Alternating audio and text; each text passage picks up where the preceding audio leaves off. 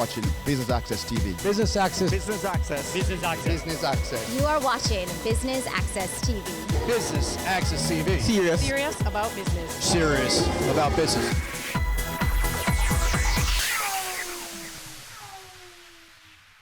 Innovation, networking, and exhibitions all in one space. It's another staging of CME's Corporate Mingle. And today we are here at Eden Gardens Wellness Resort and Spa. I'm your host, Amita Pasadwe. Please stay tuned for highlights.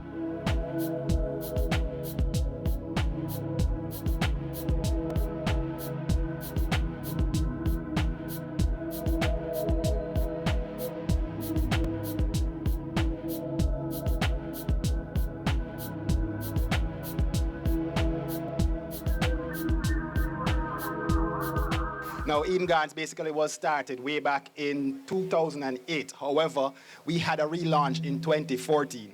Now, in the relaunch of the 2014, this is the present state that it is in. Now, we have what you call, what are the product offering, or what do we offer to our guests?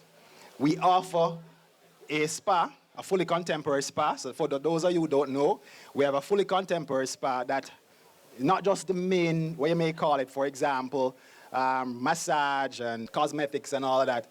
But a part of our spa has been licensed for therapeutics under the Cannabis License Authority. And as such, we are one of those few persons, if any, that can practice massage therapy and all that kind of therapy, physiotherapy, utilizing the cannabis extract as it relates to persons who come in may have pains, challenges, muscle spasms, stuff like that. We actually have created products. We have 12 products from Medicanja, that is a subsidiary company, that is also used in this process. Now, in terms of restaurant, we have on location 2 of our own restaurant, which is the Tulips. Now, the Tulips is a casual dining, and basically you can come in here any hour of the day from 7 o'clock in the morning right through to 10 o'clock at night, and you can get any food in terms of your regular Jamaican fare or international fare. Then we have the Black Orchid, and the Black Orchid basically is the more, what you may call fine dining, where you can go, sit, and be pampered and treated like kings and queens. We also have a section for events. Accommodation is here. Of course, we have 22 rooms here, but we have also events. We are maybe the premier area for weddings. So those of us who are getting married or having an anniversary or want to have anything to do with a reception as it relates to weddings, we have it here. For those of us who are interested in any corporate events, as you see, the layout here is just one part of what we can do. You can actually walk upstairs. We have a roof setting that basically gives you the view of the entire New Kingston with the kind of beauty that we represent here as in the gardens. We also have a section where we call our suppliers, where we have a group of persons who are into wellness in one form or the other, have spaces here. So we have the Cushite, we have persons with hair, we have a physiotherapist, chiropractor, a nutritionist. They're all here. So what we are doing, we have created an arena, so to speak, of wellness in the tangible and intangible form. And at the back of the presence here, you will find EG Wellness brands. And primarily what EG Wellness brands do is to specifically research and create products that are geared again towards wellness. We have ATs, we have supplements, we have a supplement that is called Alpha Prostate, and that is for maintaining a healthy prostate. We have Women's Complete, which is a multivitamin for women, specifically for the Caribbean women, and we have Men's Complete, and again, that is specifically for the Caribbean man. And the Men's Complete is one of those products that we have what you call the horny goat weed that we do get great reviews on. So Eden Gardens is not just a hotel. It's not just an accommodation area. It is a composite of different, you may call it, product offering that suits individuals as related to health and wellness.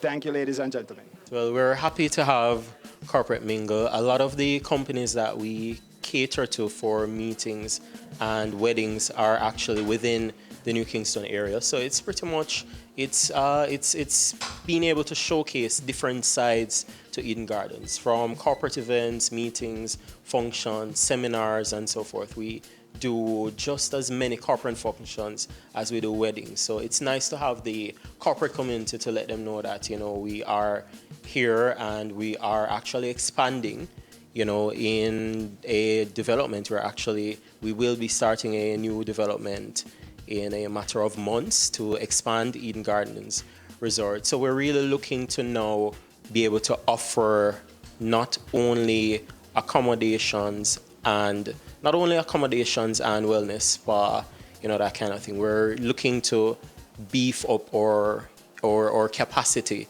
to be able to host larger groups, possibly conferences, and so forth.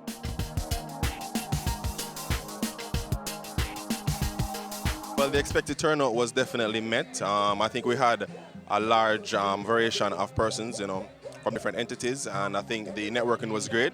I think it was a good partnership of the different companies, and in all, we achieved our goal was to pretty much get persons together to network and to share the different services. Corporate Mingle allows persons to come out and share ideas and share mistakes that they already made. So persons can see which path is easier to take or which path is better for them to take in the venture that they're in. So for example, as for fashion designers, there's a different path of fashion designers as it pertains to financial services. There's a different path for persons who are in food than it is for persons who are in cosmetics. So when you come to Corporate Mingle, you get to hear all the ideas that are out there. You get to go back, re-advise your whole business plan. You get to look back at what you have and see if it's meets what the market needs. For the past 7 months, Creative Media and Events have been a part of a lot of expos. So we decided to design an expo for ourselves. So for us to do like a mini expo is for the persons who have businesses that aren't really out there, who don't have advertising space on television, who don't have advertising space on the radio, and they get a chance to come here, set up a whole exhibit and go directly to their consumers. They get a new advertising space, a new space for them to brand themselves and to meet their customers directly. The CIBC First Caribbean Award-winning security features enables customers using their mobile phone to view transactions as they occur, and they can also make credit card payments in real time. They can enable the alert feature and receive notifications once the card is used. They can set alerts based on the transaction types, whether it is international or online, and they can freeze the card if it is misplaced or unfreeze it once it is found. And this is all from your phone. To get this amazing offer, it's pretty easy. All persons need is to take the 3-month statements, the last 3-month statements of the card, the balance that you're transferring, and you take in your proof of address. We need your proof of income, which is a salary letter and pay slip. You also need to take in the 3 months bank statements. Persons can go on our website at www.cibcfcib.com, or they may call us at 1-866-743-2257, or they can visit any of the CIBC First Caribbean branches island-wide. It's Island Hour, it's Island Hour, it's Island Hour, free eye test. It's Island Hour, it's Island Hour, it's Island Hour, free eye test. Free eye testing is back and it's here to stay. Island Eyewear offers free eye testing every day, all day at all locations island-wide. Conditions apply. Make your appointment today at www.islandeyewear.com or call us 630-1180. Island Eyewear, your style, your price. It's Island Hour, free eye test. We are back with another exciting, innovative, and inspiring season.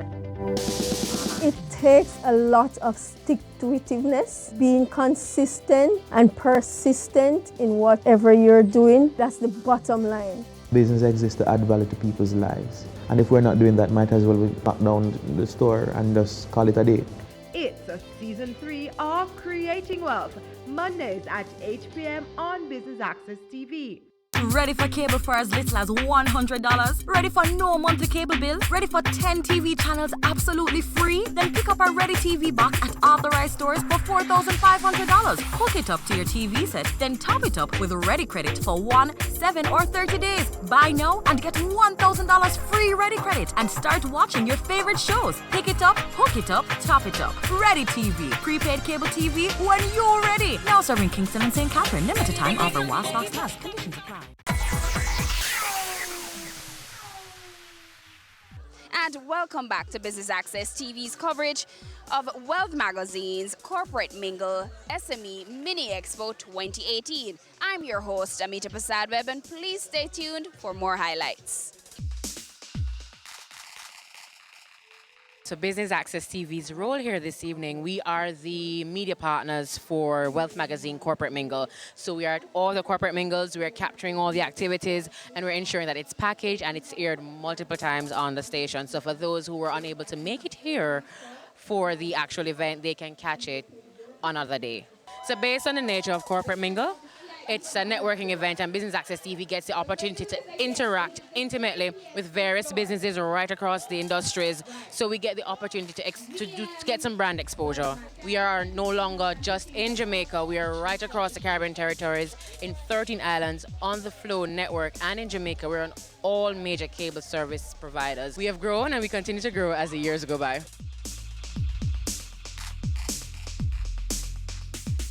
We're bringing a wide range of energy-saving items. We're all about energy conservation, and we're trying to spread the message to Jamaicans that they can use a little less by purchasing energy-saving devices to ultimately save them some money in the long term. JPS has been committed over the last couple of years to productivity and driving growth of the Jamaican economy. And one of the areas that we see where there's a lot of waste is in energy. The energy usage, whether in business or residential customers. So for business customers, we're pushing energy solutions, which is renewable systems, which are a grid-tied system that allows them to stay on the grid, but benefit from the use of the sun. And for our residential customers, is a wide range of energy-saving devices that also allow them to enjoy the things that they like, but to use energy responsibly. And ultimately, that money can be used now for other things that goes into education, recreation, and generally building out their lives how they would want to live it. We've always seen corporate mingles as an opportunity to talk one-on-one, especially with small and micro enterprises. And we will continue to support corporate mingle because we can see it as only beneficial for this country. What is your main purpose for attending Corporate Mingle? Certainly the networking. CME has produced, because I've been to other networking events before, but I think I like the method that they use in terms of how they get the people involved, just the whole layout, and just the type of businesses that they get into the space. You have a multiplicity of different types of like, for instance, for this different MSME sector, which I think is a good broad-based one. And based on what I do as well, it's useful for me to come out and know what is happening with micro businesses or medium-sized businesses. So for me, the key takeaway is the exposure to what is happening in the sector, learning about some of the key players, and building or certainly meeting new persons that you can interact with to help and advance some of what you're doing. So I think that is very, very important. Always being able to keep abreast of what is happening in the sector, who are the players in the sector, how can I interact and benefit, and how can I give in terms of what I am doing to support what is happening in the sector. Well, JNSBL firstly is the #1 microfinancing entity in Jamaica. We have been around for 21 years, and our function basically is servicing the MSC sector, persons in microfinancing, that kind of thing, persons who are on a small scale business. That's what we do. And we offer several suites of loans. Basically every year we keep on coming up with different kinds of loans to suit each and every unique person or unique business within our corporate or small business sector. And so as it is now, we have our TEF loan, where we basically partner with the Tourism Enhancement Fund, which is a government entity that offers assistance to not just corporate entities, but also to other persons who are trying to do business within the tourism sector. So as it is, we have one of our 5% loans. It's quite awesome for persons within the tourism sector. So if you're in craft, if you're in transportation, if it is that you are trying to add or to start from scratch building a villa of sorts, we offer up to 25 million for that as well. And so as I said, we partner with the Tourism Enhancement Fund, so it comes at 5%, which is ridiculously low.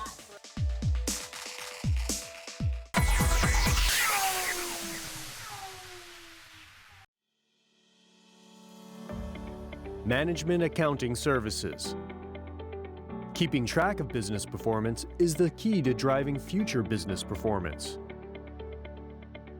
Having sound, up-to-date, and regular financial reports will ensure you are making well-informed business decisions in relation to matters such as capital expenditure, cost reductions, where future sales growth needs monitoring or driving, under or well-performing staff, or when is the right time to take on new staff.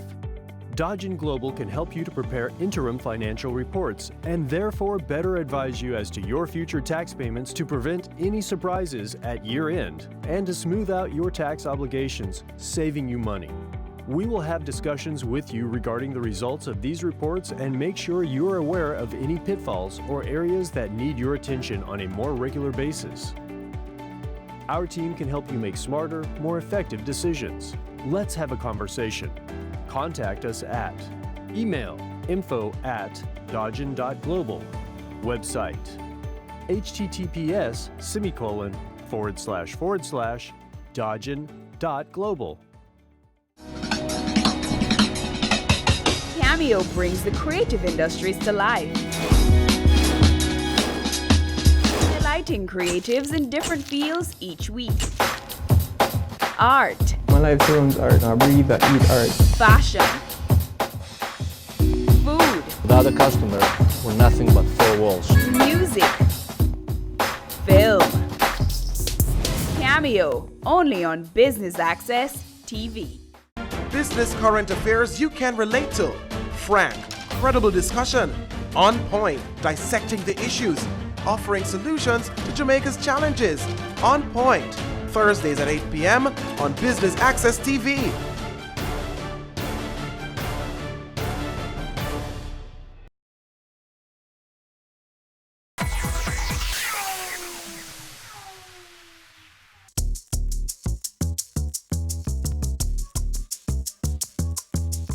So Bumblebee Digital Agency, we're a digital agency. Very new to Jamaica. We started in July. We're the only ones who really offering Wi-Fi advertising on the JUTC buses, Juta, and Tropical Tours. This is really offered in 15-minute sessions, so it's free Wi-Fi to the commuters, and the advertising space is available before. So when the user goes on to the JUTC bus and they access the Wi-Fi by Growth Tech, they receive a splash page that just says Wi-Fi is here, and they complete a form that asks for their age, gender, and email address, maybe telephone number. After they complete that form, they see a 30-second ad. When the 30-second ad finishes, they experience 15 minutes of free Wi-Fi session uninterrupted. Other than Wi-Fi advertising, we also offer social media management as well as other forms of digital advertising. So we're really full service. So once you want to do something extremely creative with your brand, then Bumblebee is here to bring the buzz everywhere. One of the good things about attending Corporate Mingle is that you get to meet persons who are not normally privy to the Nissan brand, and they tend to not want to come downtown. So it's a way of bringing downtown and Nissan up to this section. What was your expectation of the evening, and was your expectation met, or were your expectations met?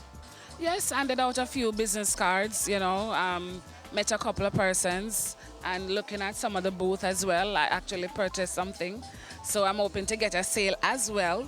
So that's one of the good things about coming to the Corporate Mingle, because you get to meet people and hope to capitalize on persons buying a vehicle. Because even though we only have one vehicle at the expo now, we actually carry a wide range of other vehicles. Come on down to Fidelity Motors, the home of Nissan.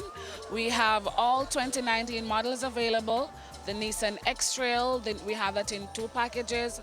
We have our pickup, which is the Nissan Frontier.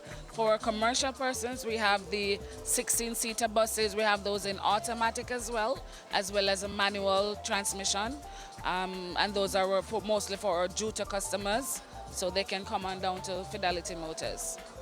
We have Keyman Insurance, that if you have like a business and stuff like that, you can do insurance for your partner, stuff like that.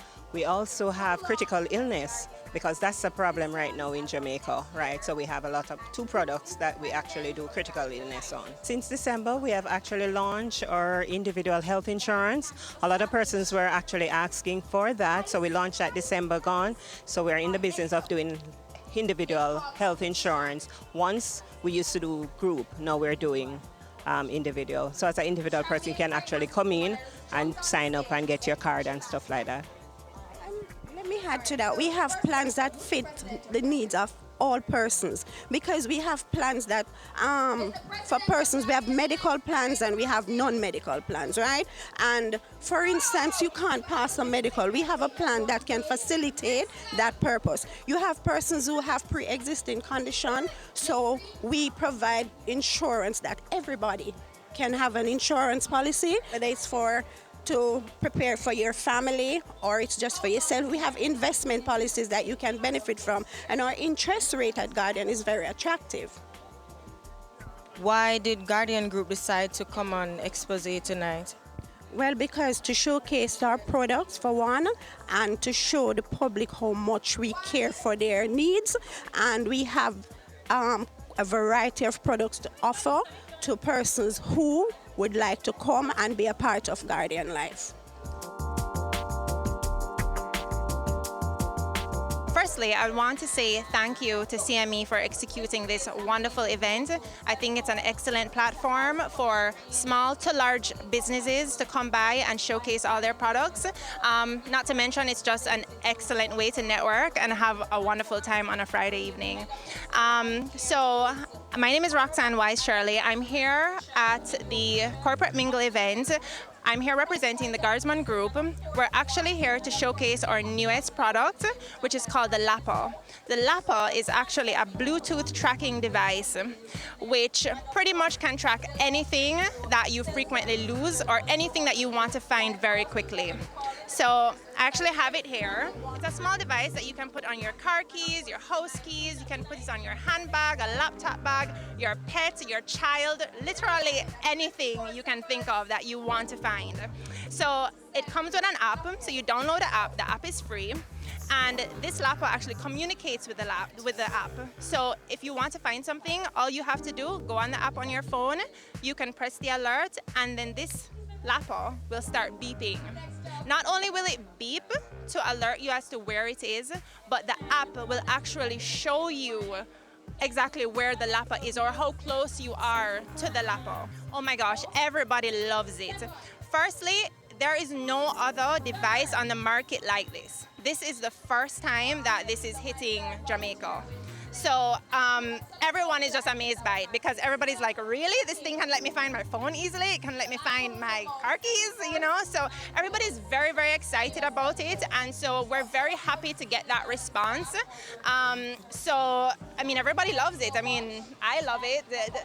The entire Corporate Mingle seems to love it. And we've already gotten a lot of sales from it. So we're very excited.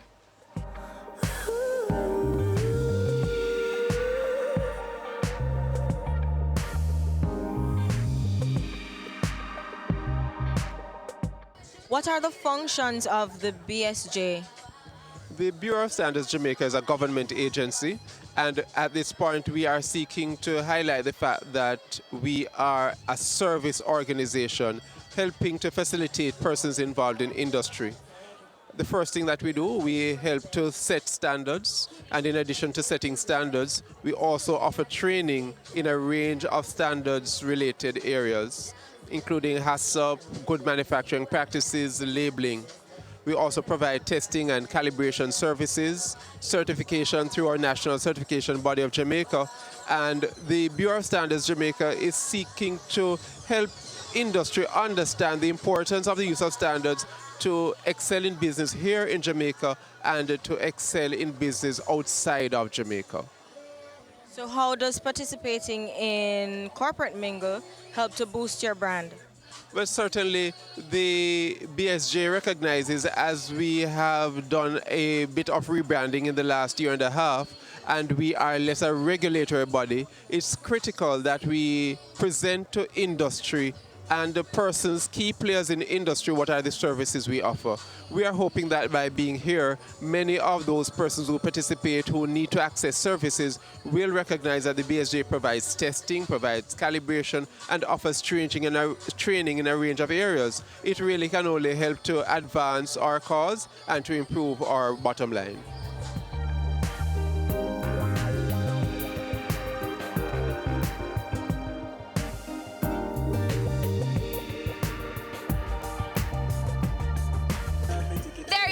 Another Business Access TV coverage of the Wealth Magazine Corporate Mingle SME Mini Expo 2018. I've been your host, Amita Pasado, and thank you for tuning in to Business Access TV, serious about business.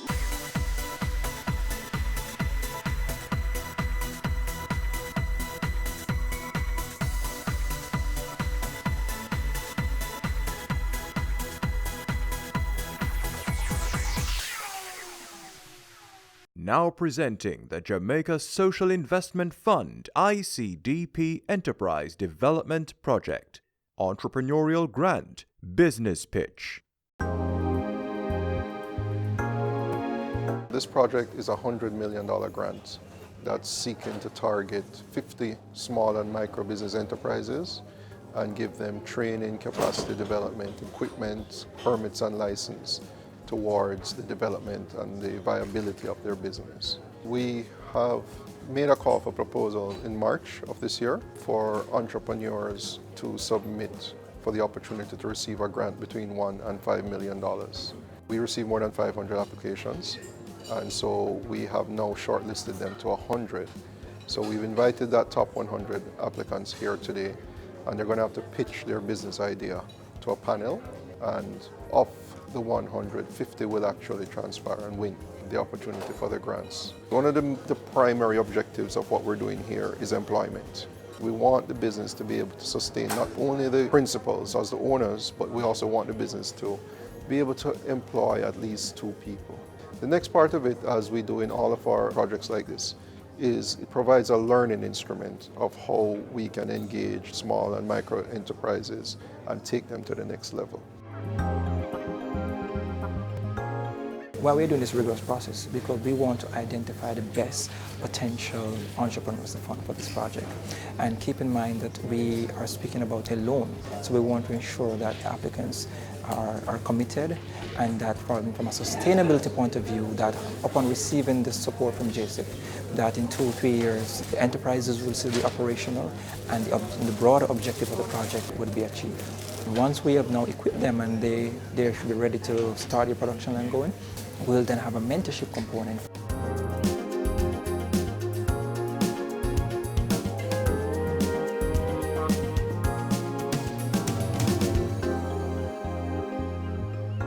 It has been a very competitive process.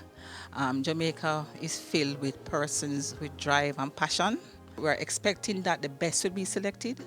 And then for those who are not successful, we are also hoping to link them to other providers of services, because I'm telling you today, from what I've seen, it is an excellent, excellent, excellent opportunity.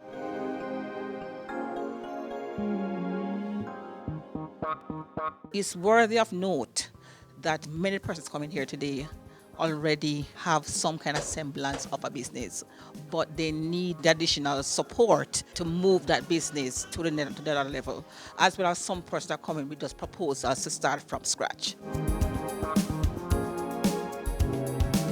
On behalf of the JSIF, we want to really thank the DBJ and other partners from UWI who came to be part of the panel, and just to remind you that the JSIF is here and we're investing for community development.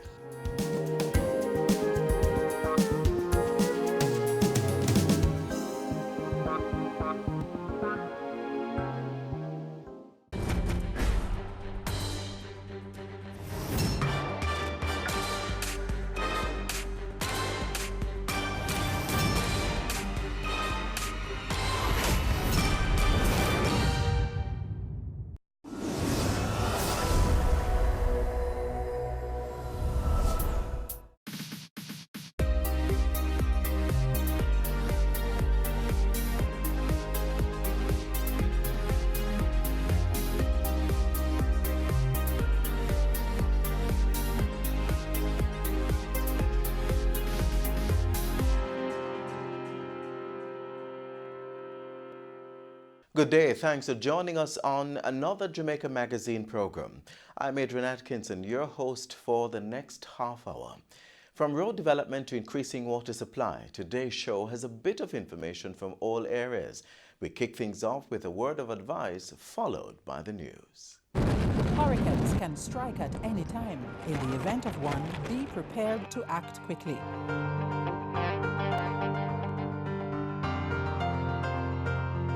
If a hurricane watch or warning has been issued, review your home disaster response plan. Map out likely routes to evacuate if your home is at risk and confirm with relatives or friends you plan to stay with.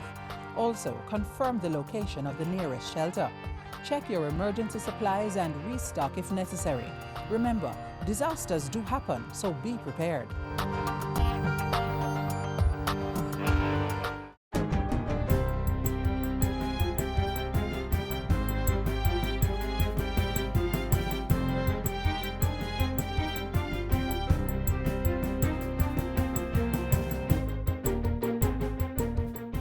Good day, I'm Sandra Clark and this is your JIS News for Monday, September 30. Standard & Poor's S&P has upgraded Jamaica's long-term foreign and local currency rating from B to B+. S&P on Friday also gave the country's short-term foreign and local sovereign credit ratings a B. The outlook remains stable. The transfer and convertibility assessment was rated B-, coming from a B+ by the International Rating Agency. According to Standard & Poor's, the rating is a result of Jamaica's sustained progress in achieving macroeconomic stability and strengthening of its external liquidity. The rating comes just a few days after Jamaica completed its sixth and final review of the 3-year precautionary standby arrangement with the International Monetary Fund. Prime Minister Andrew Holness is currently in the U.S. capital of Washington, D.C., where he's tapped to hold high-level bilateral talks with Vice President Mike Pence. The talks comes on the heels of discussions with President Donald Trump while at the 74th session of the United Nations General Assembly in New York last week. At that time, the ongoing situation in Venezuela, energy security, and other areas of interest between the two countries were discussed. While in Washington, D.C., Mr. Holness is expected to meet with the president of the Inter-American Development Bank, Luis Moreno. Talks are also to be had with the heads of state from nations in the Gulf. Prime Minister Andrew Holness says a tree planting initiative aimed at combating climate change is to be launched shortly. The National Tree Planting Initiative will see over 3 million trees being planted across the island, representing 1 tree for every Jamaican citizen. Mr. Holness says the program will be launched on October 4 at Jamaica House and will be carried out over a 3-year period. We remain committed to the reduction of the erosion of watersheds and the attendant impact on coastal ecosystems. We are partnering with others to ensure that our marine environment, on which our socio-economic survival depends, is being sustainably utilized and managed. Prime Minister Andrew Holness was addressing the 74th session of the United Nations General Assembly on Friday.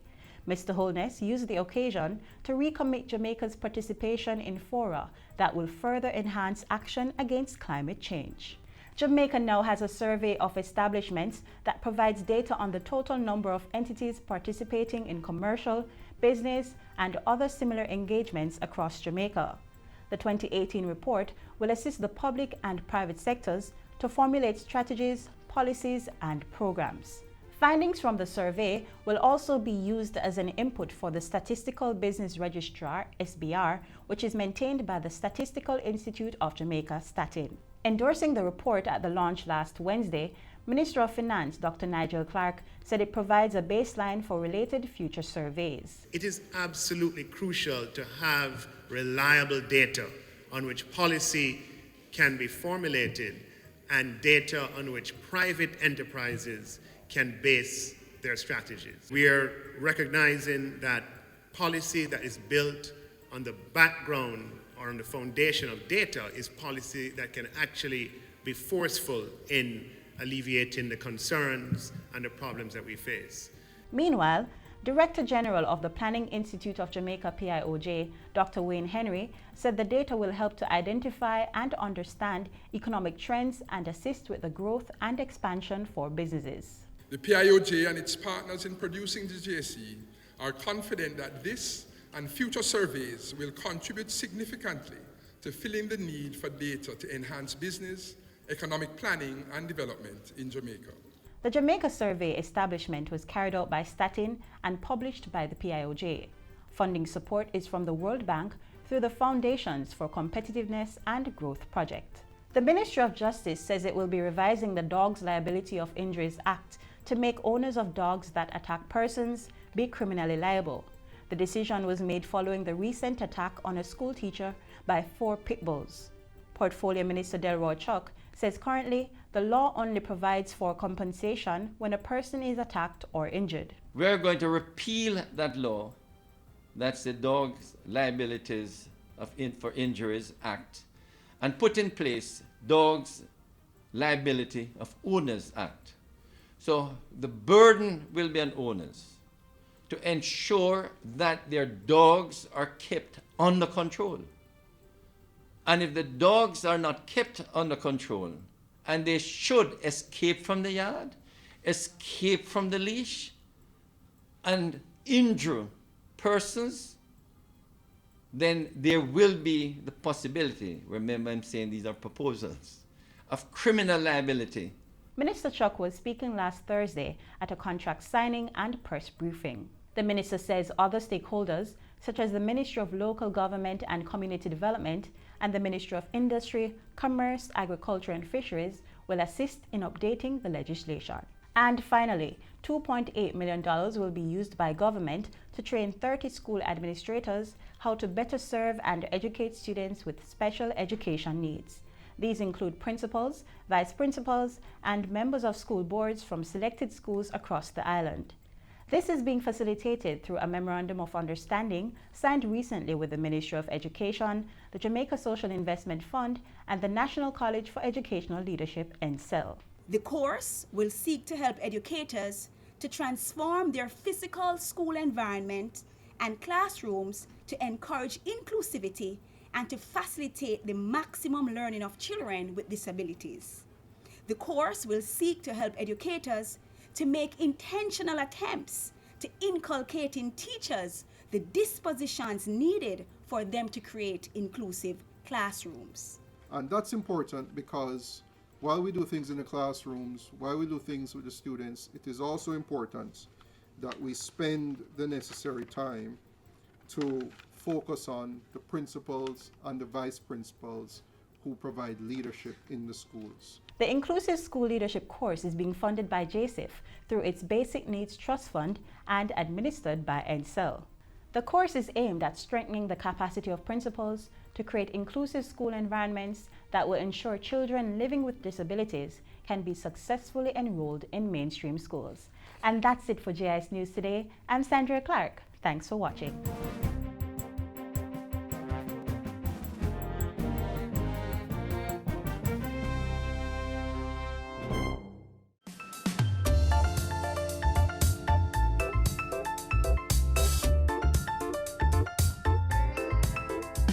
The Hagley Park Road Improvement Project is over 80% complete. Yes, the government is ensuring that you get to and from your destination with as little a hassle as possible. Get more details from the National Works Agency. Driving through 3 miles all the way down Hagley Park Road a few years ago might have been any of these things for you. A chaotic encounter of traffic from maybe about 3 sections of the island. A resounding morning and evening tune of piercing vehicular horns. Or an irksome journey for a motoring public in a hurry, but hardly going anywhere. With 70,000 vehicles filtered through the 3 miles area daily, it's one of the country's busiest intersections, and now one of the most accommodating. Here's how we dissect 4 separate components of the work at the Hagley Park Road Legacy Project.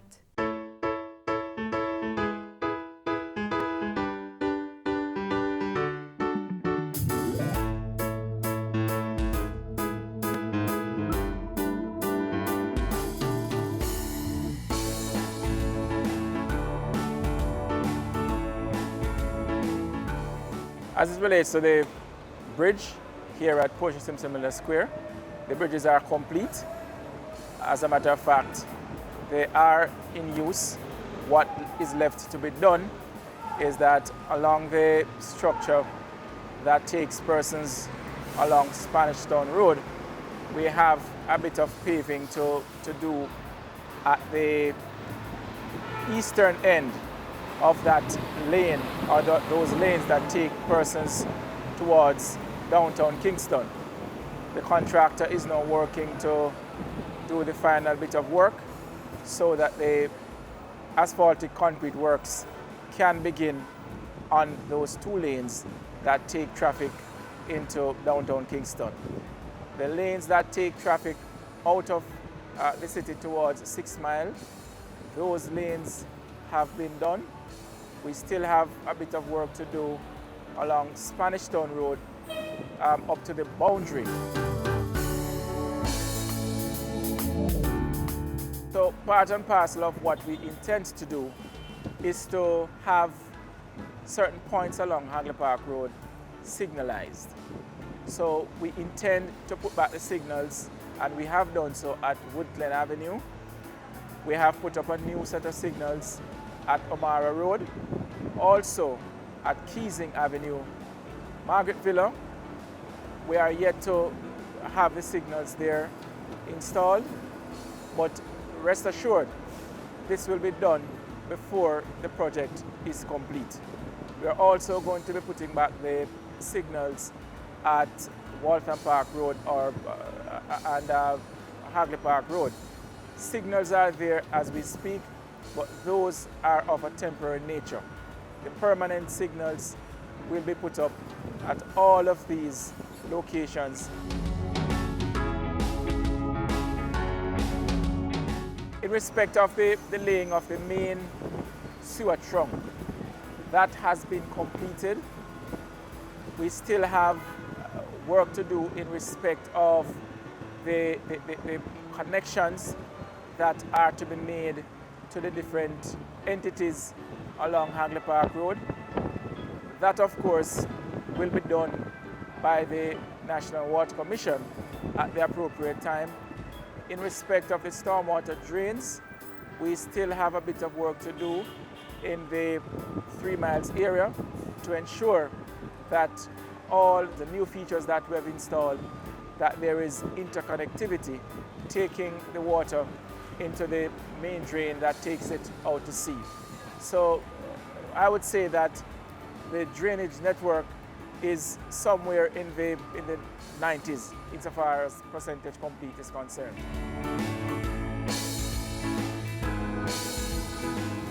In terms of the corridor, we would have completed the widening activity. What is being done now in terms of activities, we are putting in the sidewalks in areas along Hagley Park Road. We still have some work to do in respect of the completion of infrastructure to do with the laying of some docks, but that I expect will be completed in very, very short order so that the sidewalk works can move apace in those areas where such activity is outstanding. So, if you're heading to 6 Miles, if you're going to downtown, or heading to Marcus Garvey Drive or Halfway Tree, that converging conflict at 3 Miles is much easier on the motoring public. Now, the Hagley Park Road Legacy project is about 80% complete, but already the motoring public that are still in a hurry seem to be moving, and the honking horns play at a reduced decibel. Now we have been able to separate the traffic into 3 distinct flows, and so that in and of itself would have brought some significant benefits to the motoring public. But recognizing that there are still outstanding works to be done, persons are being encouraged to use the road with extreme caution. As the days and the weeks are ticked off, rest assured that persons will start to not only see but feel the benefits of the improved works that we have done along Hagley Park Road.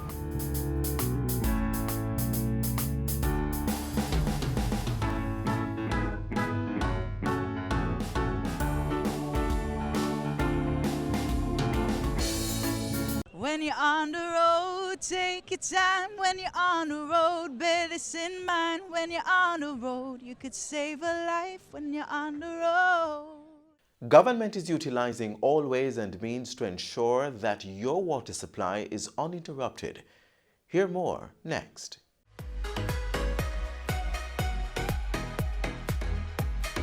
Hello and welcome to OPM Connect, the program that helps explain government's activities and policies.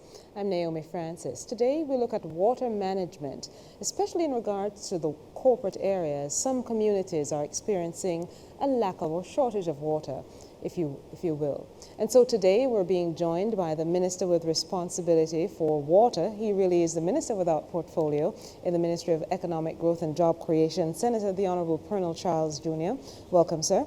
We also have Mr. Michael Dunn, the Vice President of Operations for the Eastern Division at the National Water Commission. And joining us too is Mr. Audley Thompson, the Managing Director of Rural Water Supply Limited. Gentlemen, thank you so much for joining us. This is a hot button issue. Water is life, as they say. Minister, help us understand what's really going on regarding the provision of water, particularly in some communities in the corporate area. Well, firstly, it is the most challenging of topics. And besides our national security, I think that for Jamaica now, this has been the topic on the radio, in the communities, in the churches, because water is so critical to every aspect of your life. That's why our Prime Minister has truly mandated that we ramp up the communication so we can ensure that the public is fully aware of the accurate information and of the situation we are in. We are committed, firstly, to ensuring that we develop a system that will allow us to not repeat the mistakes of the past. We've inherited a system which is deficient and vulnerable because it relies so much on rainfall.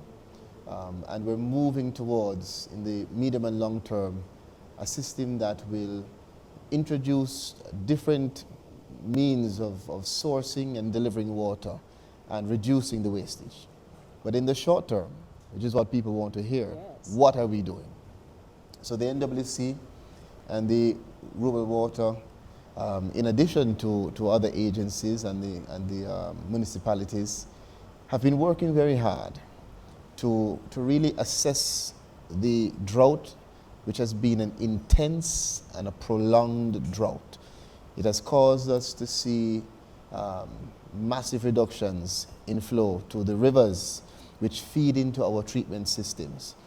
And so the reality, the practical reality for us, take for instance our Mona Reservoir, which has a capacity of 808.5 million gallons. When you're seeing that at 30%, 35% now, which is improved, it gives you a very clear appreciation that we have to be very efficient with what we have.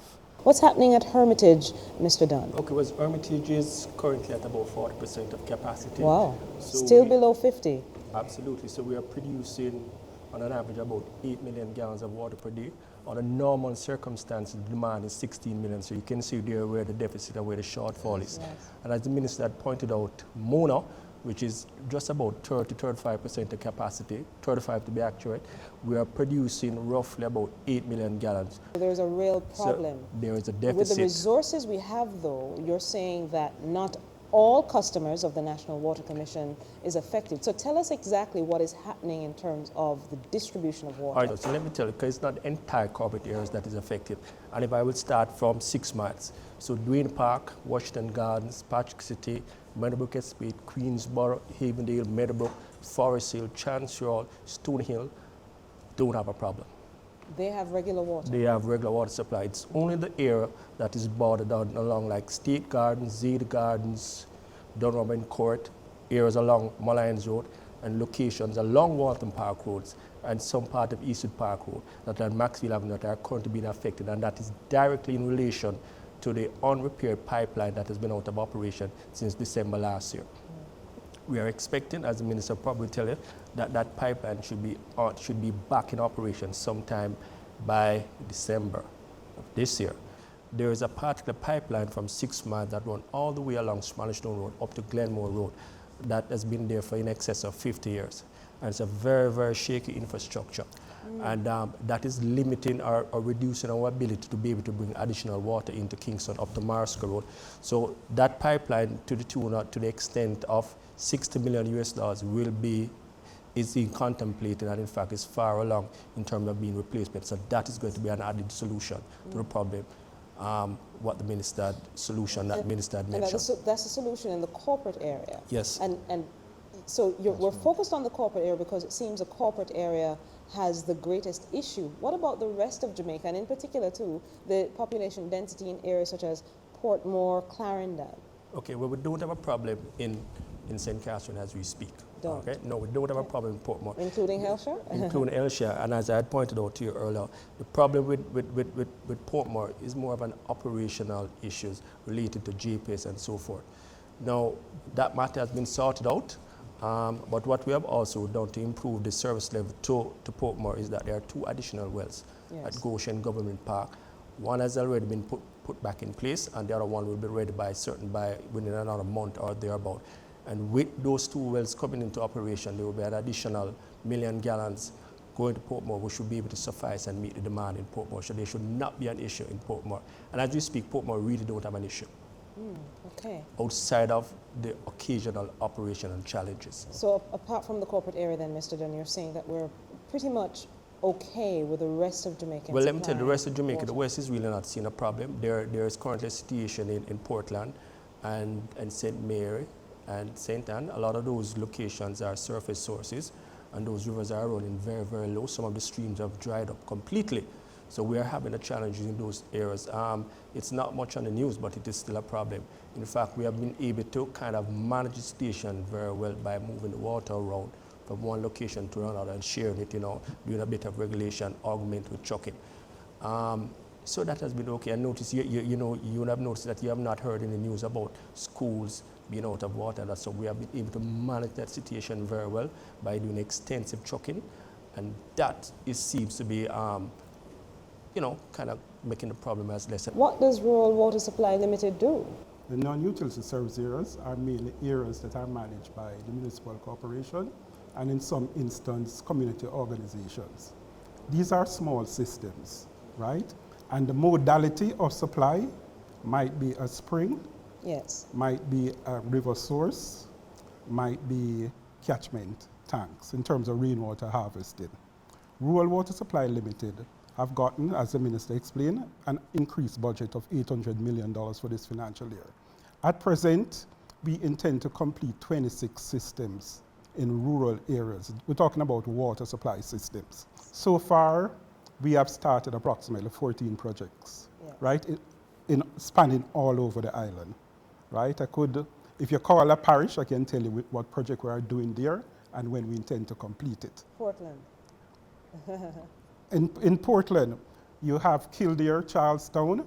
You have an old pipeline that normally supplies Buff Bay, right? And that is being replaced. You have Bangor Ridge up in the hills of West Portland, right?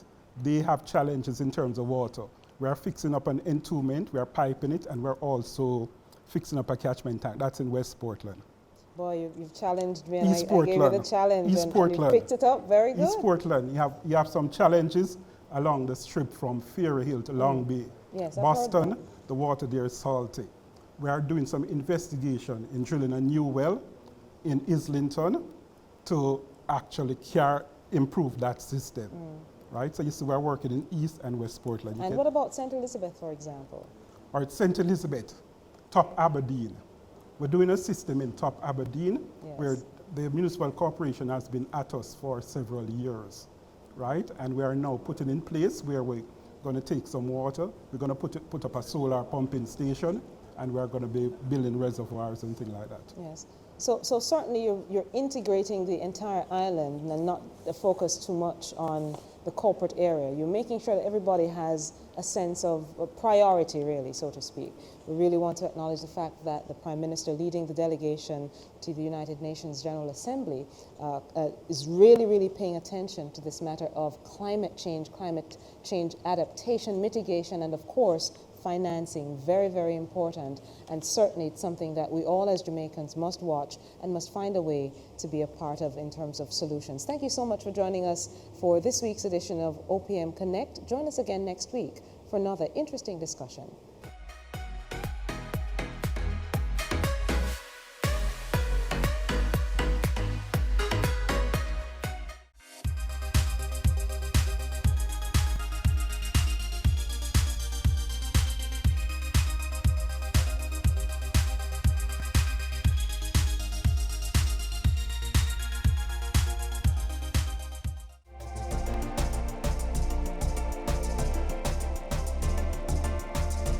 I'm deeply concerned by the number of Jamaicans killed on our roads.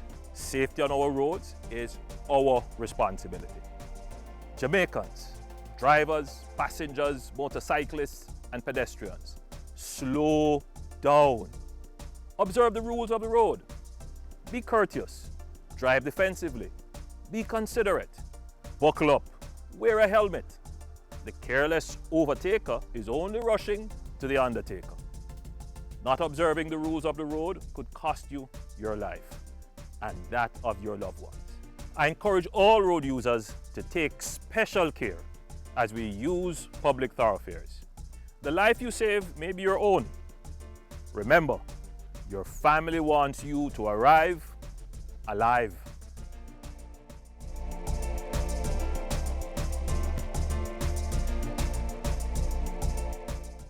Garbage collection, maintenance of public sanitary conveniences, upkeep of cemeteries, provision of water shops, road improvement, street lights, poor relief programs, community beautification.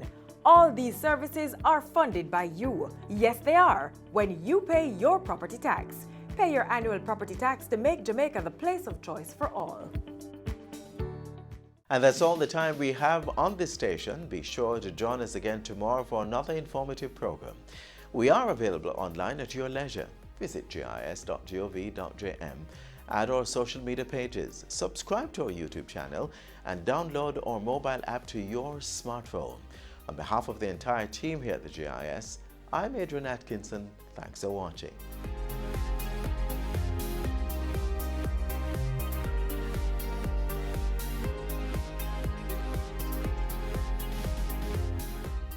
This has been a production of the Jamaica Information Service, the voice of Jamaica.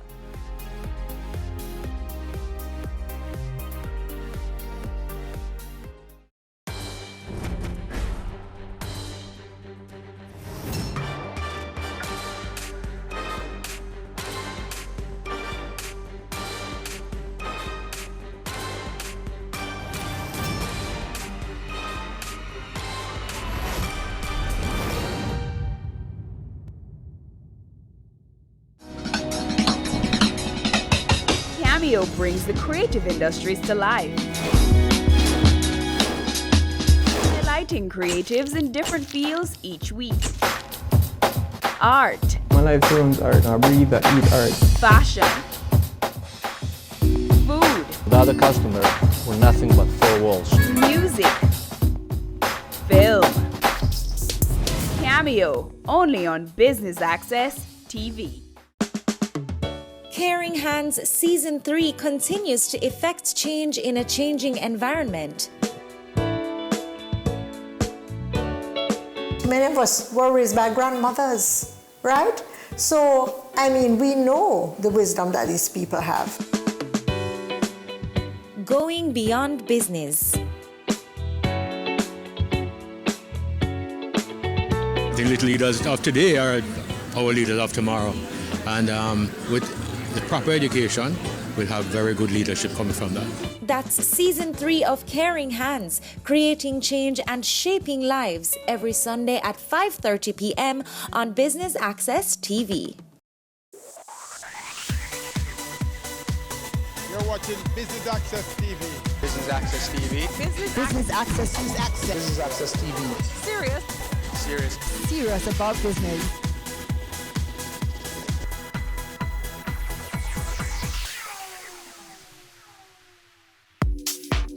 The Mona School of Business and Management hosted its 4th business conference at the Jamaica Pegasus Hotel, and Business Access TV was there to bring you the highlights. Stay tuned. Welcome on behalf of the Mona School of Business and Management to our 4th biennial conference.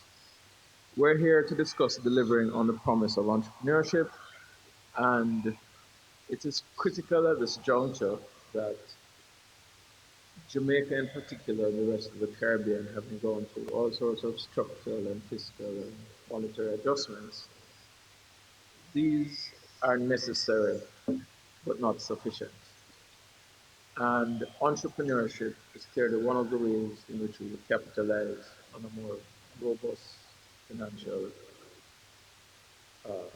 platform that we have.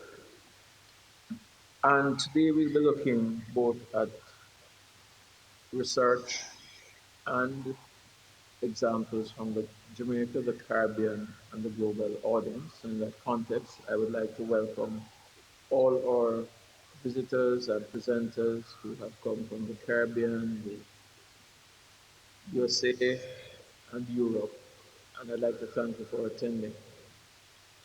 We look forward to having very interesting conversations over the 3 days, and as has been our custom, to have generated research and publications arising out of the conference to advance knowledge.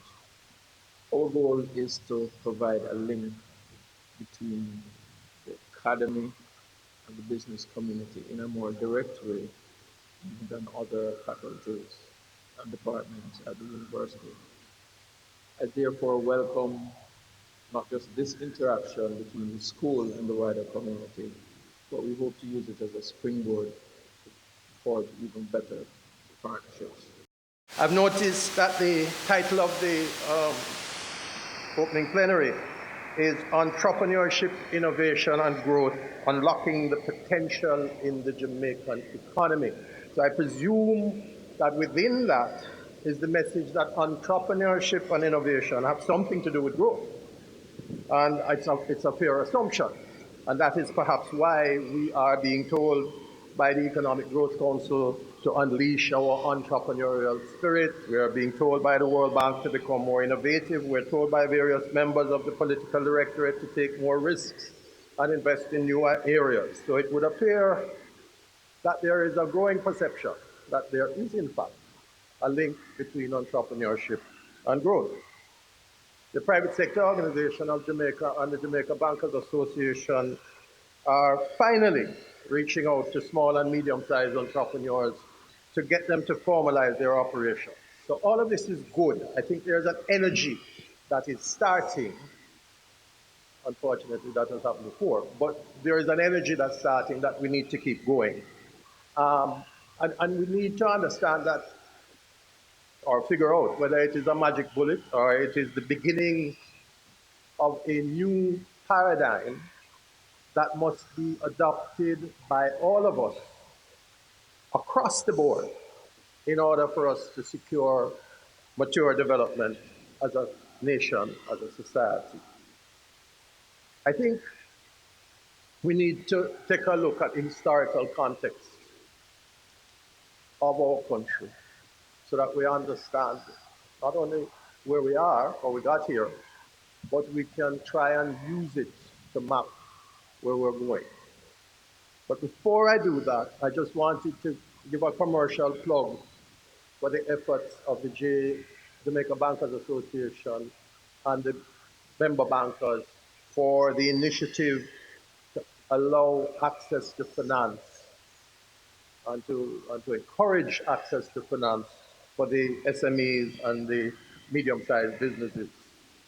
It's important for us to understand that the current definition of an SME is a business entity having between 1 and 50 employees and an annual turnover of less than $150 million. So that is the spectrum of enterprises that we at the PSOJ and the JBA are trying to capture.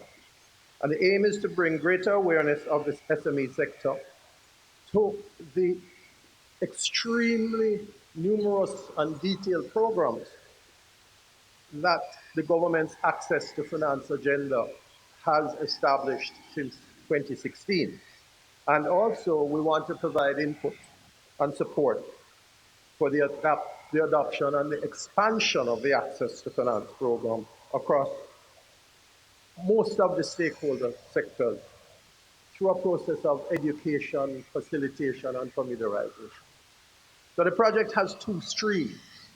It has the Access to Finance stream, and it has a reverse factoring program, which is being developed in conjunction with the DBJ, to enable small businesses to better manage their receivables.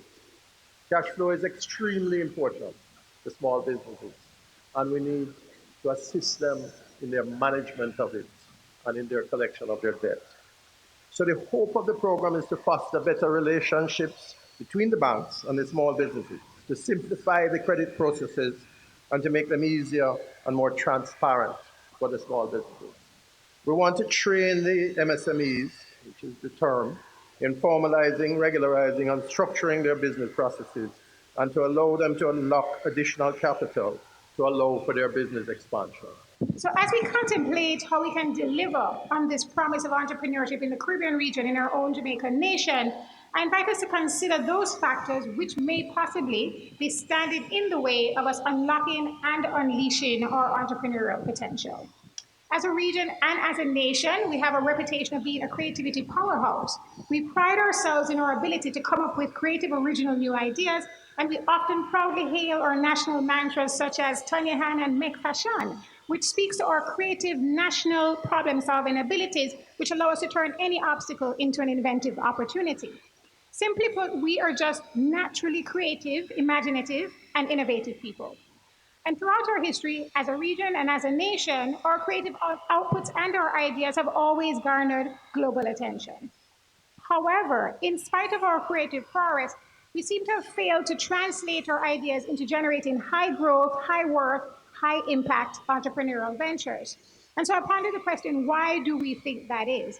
Why is it that as a nation and as a region, we have been a plethora of creators in our island, but a dearth of successful entrepreneurs? So to examine this question, I invite us to consider the distinctions between the definitions of creativity and entrepreneurship. Now, the Webster Dictionary defines creativity as the ability to make new things and think of new ideas. That we do well. However, it defines entrepreneurship as an entrepreneur as one who organizes, manages, and assumes the risks of a business or an enterprise.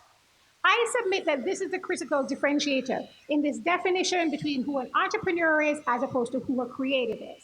In that an entrepreneur is somebody who has to and must take risks. This distinction between these two definitions is important because while we as Jamaicans are a naturally creative people, we need to consider the question, are we naturally entrepreneurial? Are we naturally risk takers and risk makers, or are we risk averse?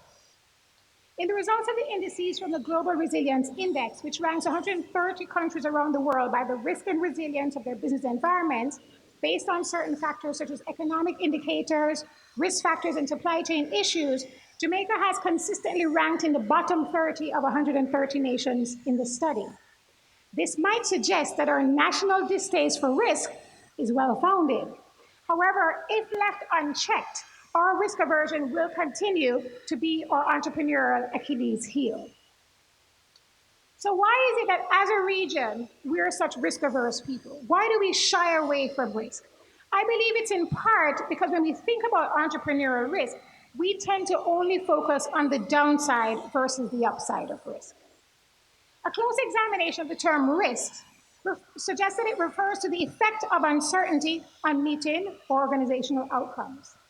However, while the effect of uncertainty as an entrepreneurial venture can be both negative and positive, we often only focus on the potential negative effects of risk and uncertainty to the exclusion of the consideration of the positive potential opportunities which risk and uncertainty can also provide.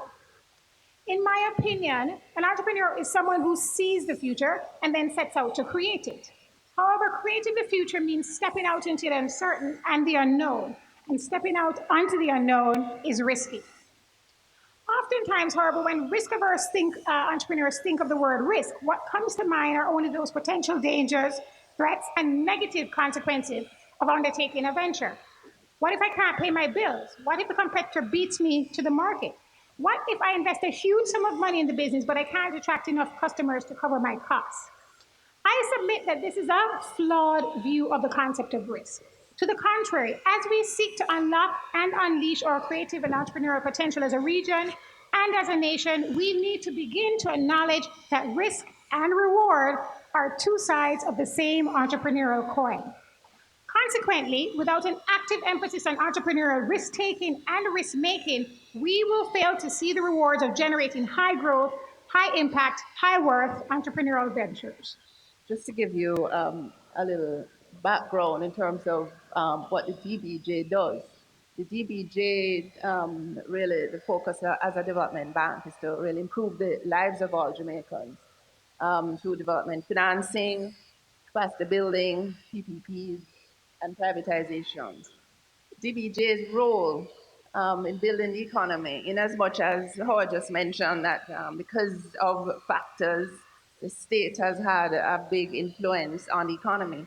DBJ's role, the philosophy behind it, is really not to be competing with the private sector or to take the place of the private sector, but really to fill the gaps where they exist. And so over the many decades, DBJ has been involved in lending through the AFIs at affordable rates when interest rates were at sky-high levels. Putting in place collateral guarantees for good projects that did not have sufficient collateral to access loans. Things like Ignite program, grants for innovation, which now coming up with a reverse factoring, there is capacity building of our entrepreneurs. And the work that I'm doing, which really was focused on access to finance, access to equity finance through the Jamaica Venture Capital Program. When we established the VC program, the whole point was that we originally thought about it as being access to finance, but pretty quickly recognized that it was wider than just money. We had to be building the ecosystem. Everybody had to be ready for a market. Any market has buyers, sellers, as well as the infrastructure. We had none of those in Jamaica, so we had to be building that infrastructure. So it was really a multifaceted program that was developed, training and capacity building. Our fund managers or investors had to be trained, or fund managers or entrepreneurs, our lawyers, accountants. So there was a lot of training. We also put in place the infrastructure to build for first funds to be started, as well as there are a number of legal, regulatory, and tax issues which have to be addressed. And most importantly, the entrepreneurs, the deal flow has to be there. So in looking at building an ecosystem, we had to be cognizant of, as I mentioned, all the various things. Who are the players? How are they going to be exiting the stock exchange? I know Marlene is going to be talking about that shortly. And, entrepreneurship, as well as what's happening with the SMEs and who are what is the support infrastructure. And we took a lot of lessons. We didn't reinvent the wheel. We took a lot of lessons from what happened in Latin America as they were building their private equity and venture capital ecosystems.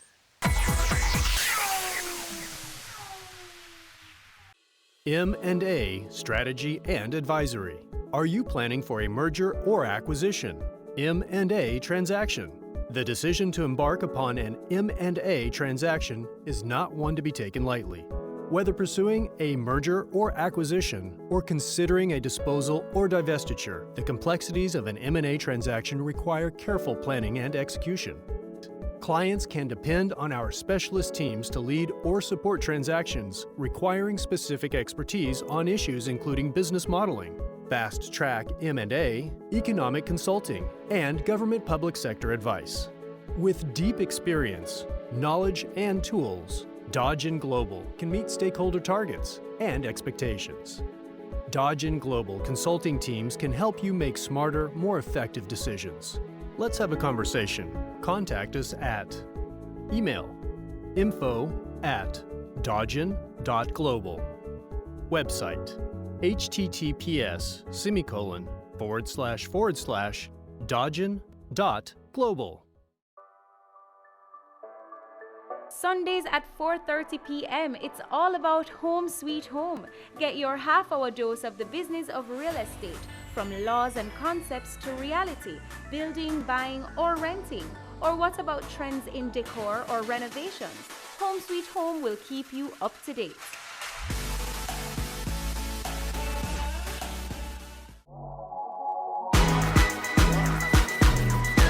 The Good Life, your trusted source for useful health and wellness information, lifestyle tips for the mind, body, and soul.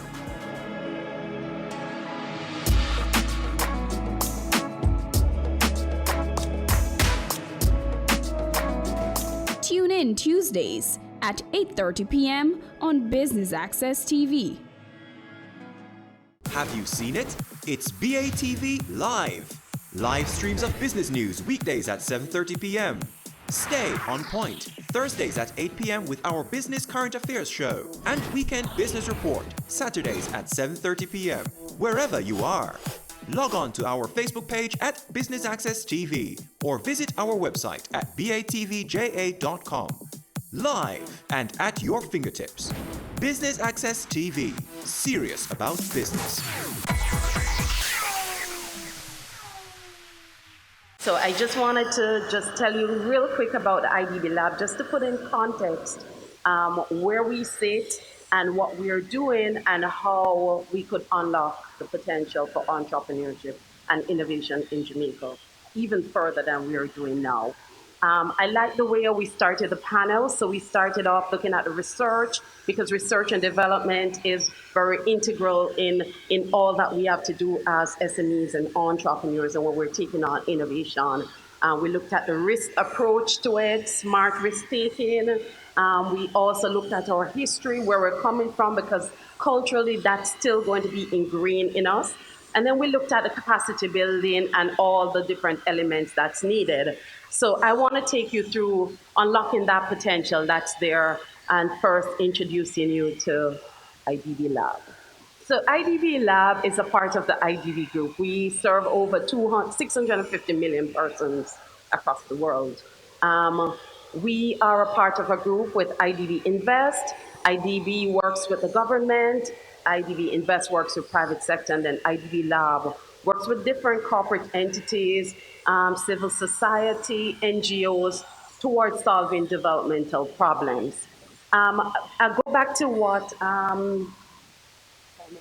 Mr. Mitchell had said about inclusiveness. That's what IDB is all about.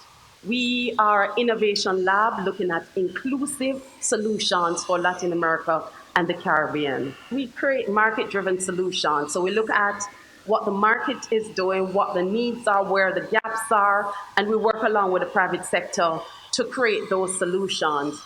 We also look for what we call transformative impact. How do we create what we call 10x impact, greater impact than we have seen before in the projects that we're looking to do? And we're very focused on vulnerable society. This is the inclusiveness that Mr. Mitchell was talking about. Where does the poor and the disabled and those persons who don't have access to goods or services, how can we help to solve some of those problems, elevating those persons, improving their lives so that they can be contributing to the growth of the society? So I mentioned we work with private sector in creating these projects. They're the ones who are executing on the initiatives. But I'm going to start the slide, which is the JSE Market Index. And it is an index taken from Bloomberg yesterday, which really shows that point to point from last year, this time to this year, the market index has gone up by 61.76%. And that is showing you really the power of what happens when businesses are financed and the value created at each stage. So you can see that the index speaks about companies and the value that has gone from point of last year to now is an increase of 61.7%. year to date, 27%. I'm going to share a little bit with you as to why this could happen. But let us talk about the stock exchange group. We are 50 years today, this year, and what we did, we set out to ensure that there was confidence in the market by forming the Jamaica Central Securities Depository in 1998. And in order to broaden the services of the financial sector, in 2008, we formed the trustee division. And this is in order for persons to have confidence in the market when we talk about funding. When we talk about access to equity capital, one of the main pillars is confidence in the market. So the idea of the stock exchange is that we can raise equity, and that is, having shareholders in your company, but also debts can be raised on the market as well. And every once in a while, we do have some simple innovations that allow for markets to grow and for persons to get money and to grow their business. And so in 2009, we created the junior market, and which shows a collaboration between government and the private sector, which offers, because persons have asked what is offered to incentivize businesses to grow, to access capital. And we have the junior market where with the government's collaboration, we have a 10-year corporate tax holiday. We also have the support of the depository, as I said before, and we are in 40 clients in 5 CARICOM states. So we are all over the Caribbean. What is our market performance? For the main market, we have 55 companies as at June, and 55 securities and 42 companies. For the junior market, because we have the junior market, as I said, as at June, we have 41 companies. So the companies have come to market and have grown, and representing 38 securities. And we do have a US dollar market also, and that is growing too. So we can see that people are considering as a credible option the stock market to raise capital. Why would you want to go public? Public, when you talk about going public, it's a serious situation. It is one of disclosing your business to all concerned. And many persons are reluctant to do that. But more and more, we are seeing, especially small and medium sized, understanding that it is not so bad. When you come to market, you get these various benefits, enhanced profitability and viability, and more about this company is a larger pool of well-run, profitable and compliant, because compliance is important. And there is a wider pool of investors. When probably 5 or so years ago, you had less persons willing to invest in companies that come to market. So you would have probably 20, 30 investors in any what is called an IPO. Now we have thousands of companies, of investors that will invest in companies. So for those persons who are business people, don't be afraid. Persons will invest in you if you have a credible idea and a good plan. We have seen on the level of the macro level that employment has increased, and it is a sustainable economic growth because of that. Stop for a second and think about an incentive where you get 100% relief on your corporate tax for 5 years and 50% after. And you have in excess of 2,000 companies registered at the company's office. And we only have 40 since we have opened a junior market. It speaks to a bigger issue. So I have 3 minutes and I just want to touch on 2 quick things. That bigger issue is that significantly more education needs to be given to owners of these companies. We spend too much time trying to hide revenues, etc., in so-called getting a lower tax rate, that you're impacting the value creation, the revenue expansion of your business. So we need to find a way to get to more of those entrepreneurs, to let them understand that the more you open up your company is the more you're going to make, because the tax rate is a percentage of a whole. So if that whole keeps growing, you will always get more than what the government is going to get. I'll touch quickly on the fact that, Mayberry does all these things. We take you from nowhere right up. We fund you with debt, we fund you with equity. The gains have been crazy. But I close by jumping into Audrey's space, because I just want to make two fundamental points. I think sometimes we don't really focus on what really matters. So the biggest issue with funding in the country is the matter of risk management. So for example, people always say, why is it easier for you to get a car loan than for you to get a capital item loan? And it's very, very simple. There's a secondary market for cars.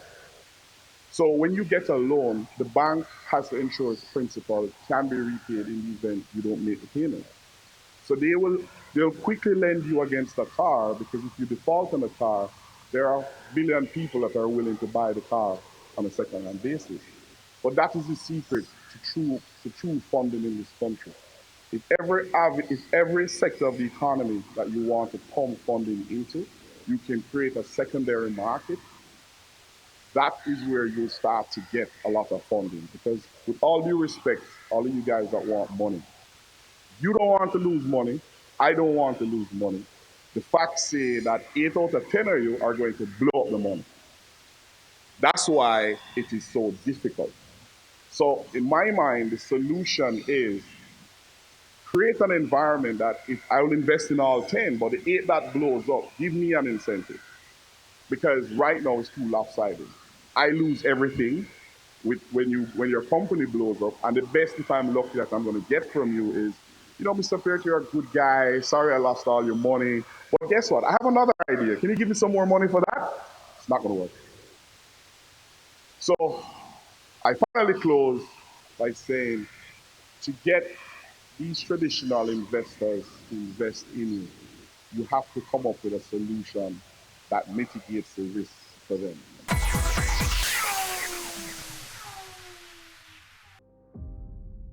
Corporate restructuring services.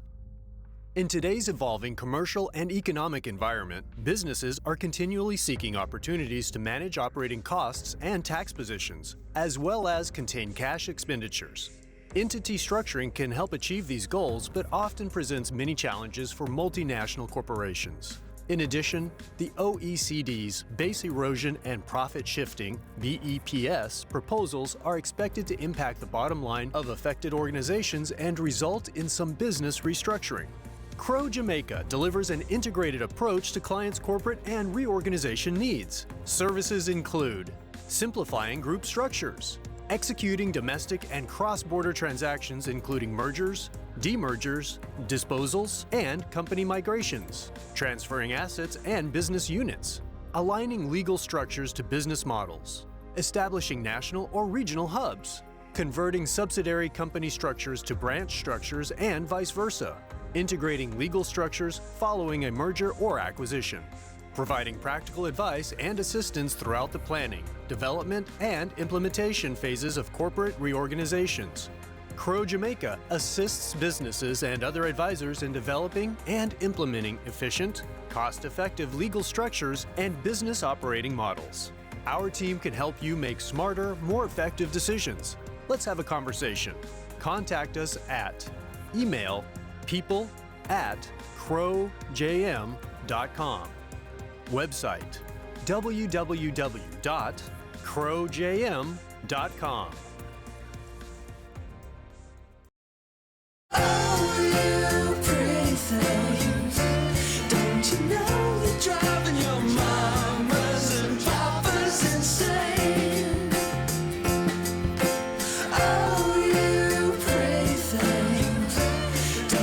Great design is not only how things look, but also how well they work. The GLC, more than meets the eye. Ready for cable for as little as $100? Ready for no monthly cable bill? Ready for 10 TV channels absolutely free? Then pick up our Ready TV box at authorized stores for $4,500. Hook it up to your TV set, then top it up with Ready Credit for 1, 7, or 30 days. Buy now and get $1,000 free Ready Credit and start watching your favorite shows. Pick it up, hook it up, top it up. Ready TV, prepaid cable TV when you're ready. Now serving Kingston and St. Catherine. Limited time offer while stocks last. Conditions apply.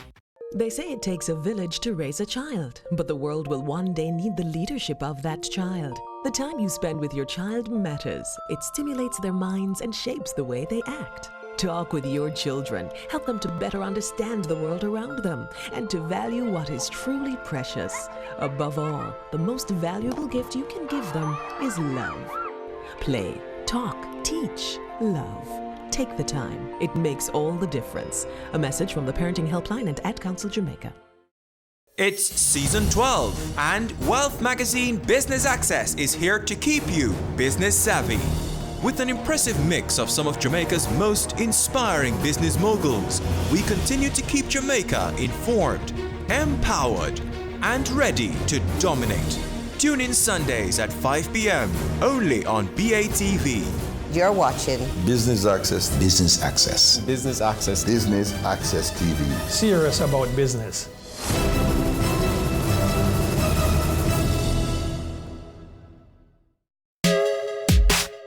I'm Adam Stewart.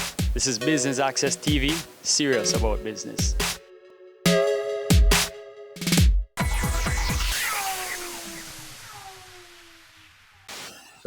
Here representing my company and partnering with the Mona School of Business and Management.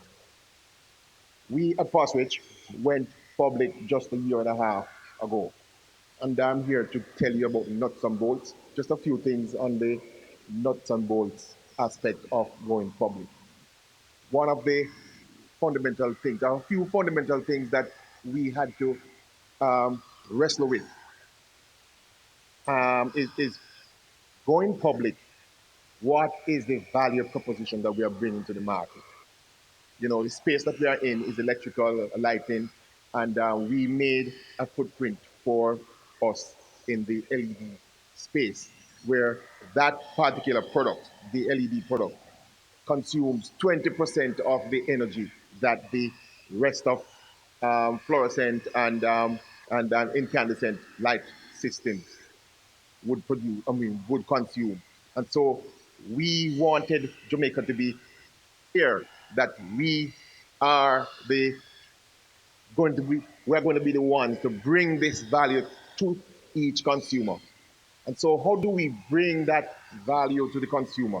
When you walk into a store and you see an LED bulb or an LED fixture or something, being untrained, you do not know exactly the properties and how it works and so on. And so we decided, okay, we are going to have to develop a department where we give this information to you. So when you walk in, or when we call you, or when we visit you, we are going to teach you or tell you the features of using the LEDs and the benefits. And so that became a big part of the value that we brought to the market. We had to therefore acquire or employ engineers, and we call them commercial or engineers that can disseminate information in a forum that people can understand. And so we will have small meetings like these. We call them, industrial mingles, whether it be in Montego Bay, in Mandeville, in Kingston, and we invite 50 to 80 people, and we start talking to them. And before long, they start spreading the news of the value of the product that we were offering. And so we were now defining our way in the market. And in doing that, it gave us the freedom to feel more comfortable later on to go public, because now we were bringing the value that the other competitors were not bringing to the market at the time. And so you have to decide what is it you're going to take to the market. We were not manufacturing any products at that time, or we were not manufacturing them in Jamaica, because we had connections in Far East that we visited and we worked with them to manufacture them, but they were not being manufactured in Jamaica. So we wanted to set ourselves apart from the competition. So one, understand what is it you're bringing to the market and what value you give them when they are to use your goods or services before you are thinking of going public. Is my another thing, and Marlene and Gary touched on it, transparency.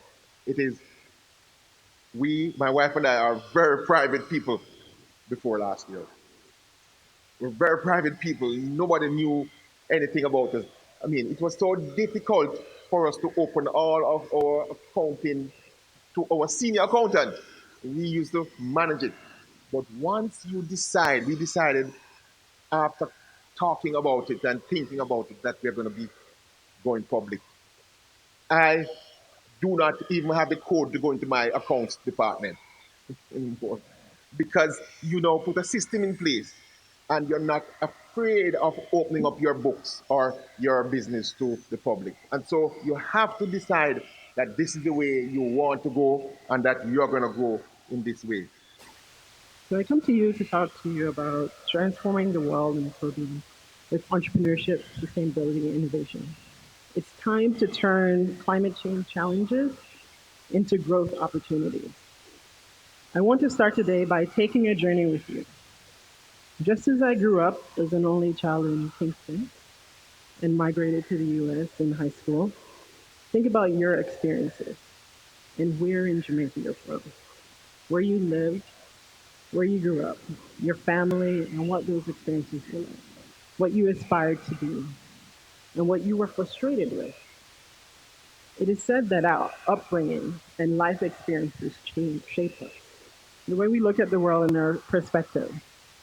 I think about my upbringing, born in a family from the great and no longer forgotten parish of St. Thomas, and raised in a matriarchal household. I think about the days when my grandmother made soursop juice and mango juice every time I visited her. I think about those frigid cold showers and the smell of kerosene lamps, and during intermittent power outages, and buckets of water because of the water shut off.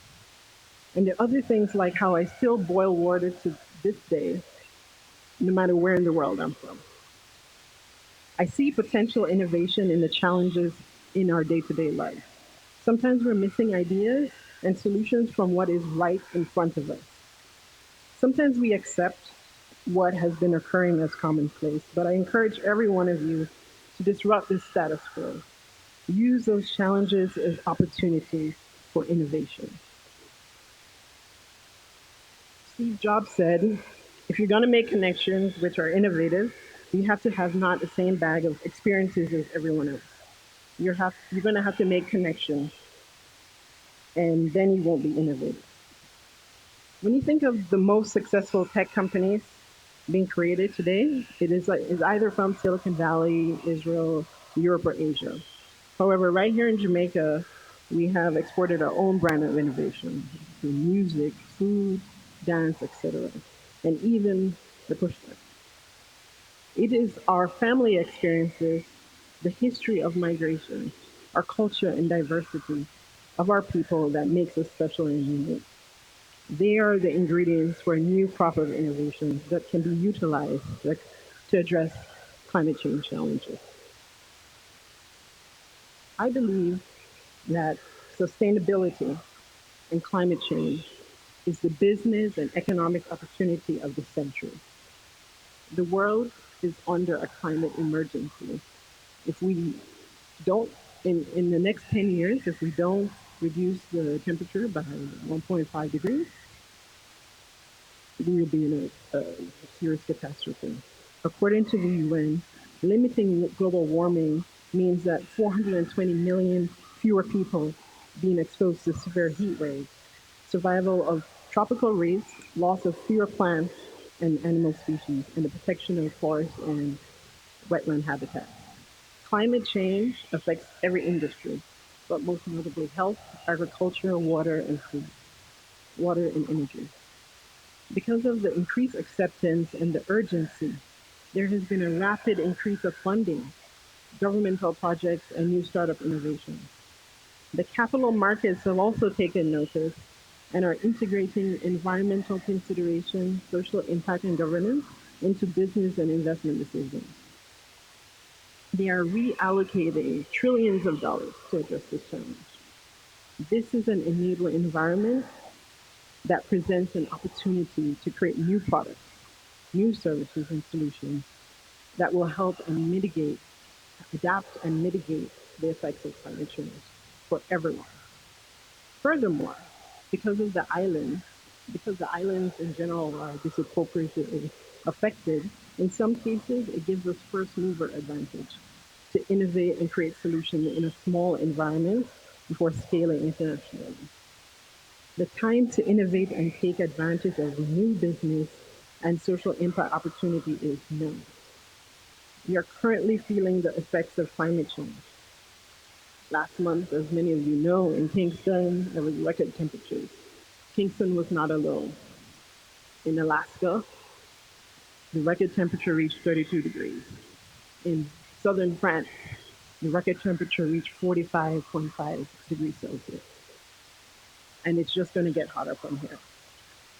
As higher temperatures become more common, the demand for cooling devices will rise, driving the need for green innovation in this sector. Air conditioning is a twofold problem. It requires the use of more energy and uses chemicals that are harmful to global warming. There are hotter days coming, and there is both a need for new solutions and technologies that can keep us cool, but also reduce the effects of climate change. Do you want more experience from your SUV? Introducing the 2020 Nissan X-Trail with leading-edge technology, intelligent ride and chassis control, a round view monitor, and hill start assist for confidence behind the wheel, plus auto headlights and panoramic sunroof. Drive the SUV with more experience. The Nissan X-Trail, available today at Fidelity Motors. Business current affairs you can relate to. Frank, credible discussion. On point, dissecting the issues. Offering solutions to Jamaica's challenges. On Point, Thursdays at 8 p.m. on Business Access TV.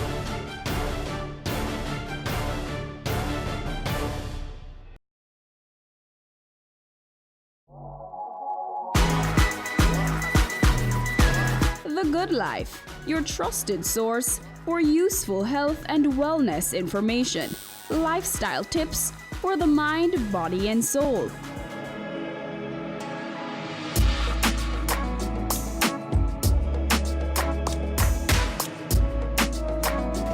Tune in Tuesdays at 8:30 p.m. on Business Access TV. Your business matters. Business Access TV offers you the most innovative and effective advertising solution for your business, specializing in B2B sales, cost-effective solutions, the customers you want, the repetition you need. No matter the size and nature of your company, your business matters. Call us at 876-618-2870 or email us at sales@batvja.com. Business Access TV, serious about business.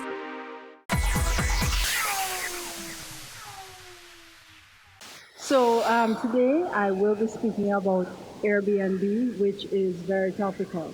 The emergence of Airbnb in Jamaica and some of the debates and concerns that we have. I'm going to be pointing to what I consider to be a research gap and some questions, a very brief literature review, tell you a little bit about my methodology, what I found out, and some preliminary conclusions. I want to say that this is part of a larger body of work, and it's very much still in progress. So two things, forgive me if everything isn't there, and secondly, I really welcome your comments, which will help me to, you know, I can utilize them as I go forward. All right. So these are some of the headlines that we see that we have seen over time. I just went to our local newspapers, and you can see there's quite a debate happening. And this happens everywhere Airbnb goes. Very few people are neutral. They either love it or they hate it. So most recently, in the last week, we have had the issue of taxation come up, and the whole issue about how much are people earning from Airbnb currently. The last comment that really caught my attention was from the JHTA, Jamaica Hotel and Tourism Association. And they're saying, you know, tax because we need a level playing field. And what is in quotation there, you can read for yourself. But in essence, the JHTA's position is that, look, these people are legitimate competitors to us, and we don't see why, if they are competing in our space, they shouldn't have to have the same, my words, burden that we have. So, what I've been noticing in this debate, there's a lot of talk, as I showed with the headlines, about Airbnb and home sharing. Airbnb, of course, is just one of the many companies, but it's a name that everybody knows. So, and it's what I'm actually focusing my work on. But there's a lot of stuff we don't know. For example, are they really unfair threats? Are they tapping into the same market as the hotels? Or are they just little people trying to make some extra cash? JHTA doesn't think so, that they're little people, but how much do we really know? Do they offer similar products? And in essence, it comes down to one question: what exactly are they doing? So I have some research questions that I will show you again in a little bit. But in essence, what I'm trying to understand is from the perspective of the host. So rather than going macro, I'm actually going to go micro, because hosts are the ones who make make or break an Airbnb product. So that's what I will be looking at. So as I said, I'll mention these research questions in a little bit. But to just talk about the host, who is the host? Well, one definition says a good host makes his guests very happy, makes his guests happy while they're in his care. So that's in essence what a host would be required to do. But in addition to that, a host has a legal and moral obligations. So if, you know, some of us have studied hospitality law, and we know that, you know, coming back from common law, innkeeper's liability and so on, you have the obligation to ensure that your guests are kept safe and healthy. But in addition to that, there's this moral code from many religions and traditions, meaning that you have to take the person in. In addition to that, in Jamaica, we have very strict legislation. And for a homestay, which currently Airbnb would fall under, there are 11 standards established by TPD, Tourism Product and Development Company, that have to be met. And they're currently looking at new legislation, they say. But currently, this is where it would fall. And hosts should also receive Team Jamaica training. B&B hosts, bed and breakfast hosts, are often lifestyle entrepreneurs, and that's a nice way of saying they don't necessarily do it for the money. There's a lot of romance and mystery associated with the concept of bed and breakfast. And the interesting thing with Airbnb is, you know, it sounds like breakfast, bed and breakfast, and they're built on that notion, although they technically, they don't have to serve breakfast, and very few actually do. But remember that many of them are lifestyle entrepreneurs. And the services that they're expected to provide, they're very intimate, customer service oriented, personalized, and so on, because in many cases, you're coming into the home of the host. Airbnb now, what they say is almost anyone can be a host. That's what, if you go to their website, they will say that. But what you may not understand when you're following up on that, and they also say that there are 3 steps: list the space, decide how to host, and welcome the first guest. And that sounds really simple as 1, 2, 3. But in reality, each of those steps assumes a full body of knowledge which everybody may not have. You have to understand how to market. You have to understand how to do your pricing according to the season, according to supply and demand, and so on. And of course, how to manage the property and to interact with guests. This afternoon, I'm going to be presenting on Airbnb and delivering the promise of Airbnb, the promise of entrepreneurship to Jamaica. And as my colleague mentioned, Dr. Craig, about the whole issue of Airbnb, it's a very controversial topic now. To tax or not to tax, those are the issues. But today for my presentation, I'm going to be providing and sharing some data with you about Airbnb's performance in Jamaica in particular. And please note that this is a part of a larger body of study. I'm actually studying Airbnbs not only in Jamaica, but also in Cuba and Cayman Islands and Bahamas. So the sample that you see me extrapolate data from is a part of a wider body of knowledge that is also currently ongoing and in process. So as you can see, it's the whole business of home sharing. So the idea is not lost upon us. And another thing that we want to drive home is that the whole notion of Airbnb is really not new to the Jamaican tourism industry, Caribbean tourism industry by extension. We've always opened our homes to guests. It's just the way in which we're doing it is different.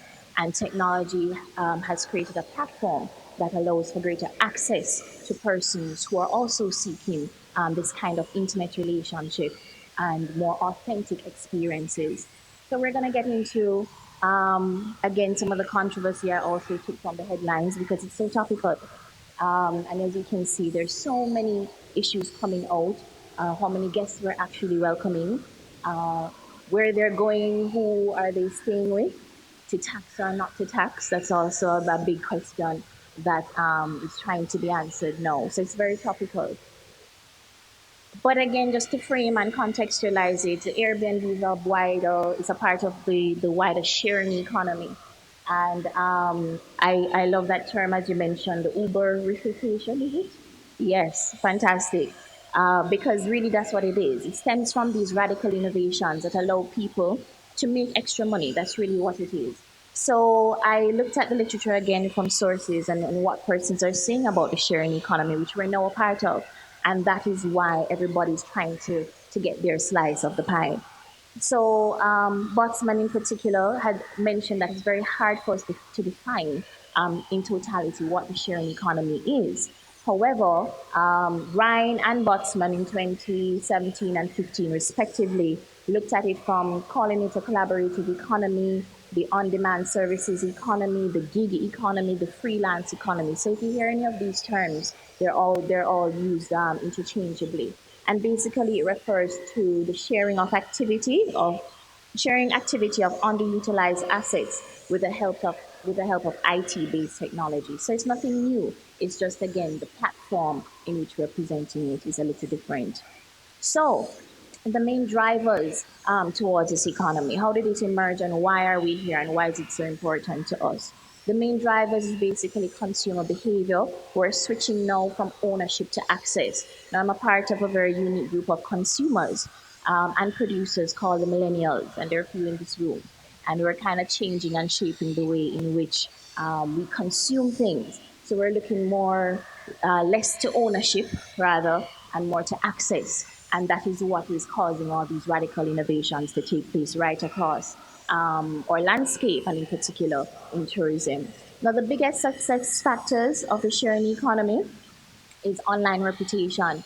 And my colleague again, Anne Crick, also mentioned, the feedback system and rankings in terms of hosts and super hosts and all of that. Very important for us to look at. So these are some of the brands that come about under the sharing economy: Uber, Airbnb, Homestay, Lyft, WeWork, all of these, Craigslist, Couchsurfing, all of them are part of the sharing economy. So peer-to-peer accommodation, this is where people provide accommodation directly to consumers using a digital platform. And these are temporary stays in the homes. Airbnb in particular for P2P accommodation, most people call it Airbnb, but there are also other platforms that are very much relevant to us and is affecting the Jamaican tourism accommodation landscape: TripAdvisor, HomeAway, and also Booking.com. Now, just to share some data with you, globally, peer-to-peer accommodations There's 7% of total accommodation around the world, 8 million beds. It's estimated that the number of transactions that took place was actually 75 billion US in 2017. And the trends and findings, again, the millennials are the ones who are driving this form of innovation. And also, it is not limited to budget travelers. It's not just about cheap travel, but efficient travel as well. And it was initially for the leisure market, but we find from my studies that the business traveler is also another trending market. So for entrepreneurs who are trying to get into Airbnb, an aspect that you could look at in terms of growth is catering to the needs of the business traveler. So Jamaica, what is happening with Jamaica? And what does it mean for us going forward? Jamaica was chosen as one of the countries for a pilot study by the World Bank in 2018. So they came to the Ministry of Tourism and they wanted to study peer-to-peer accommodations in the Caribbean, and Jamaica was the country chosen. But why is the World Bank interested in peer-to-peer accommodation? It is said that it can help to eliminate poverty, boost shared prosperity, and also its contributions for income generation for a broader group of people, in particular women, which I'll be looking at tomorrow. So in Jamaica, just to put things into perspective, there is over 5,000 active listings on Airbnb in Jamaica, 7,600 in total. So that's a recent statistics that's coming from Airbnb. So we have 7,600 hosts, 5,000 active, which means they're actually getting bookings and doing well. TripAdvisor Rentals also has 2,300 listings. HomeAway has 950 listings, and Booking.com has 1,124. So it's not just Airbnb, but it's just that Airbnb is one of the platforms that has seen the most growth throughout the years.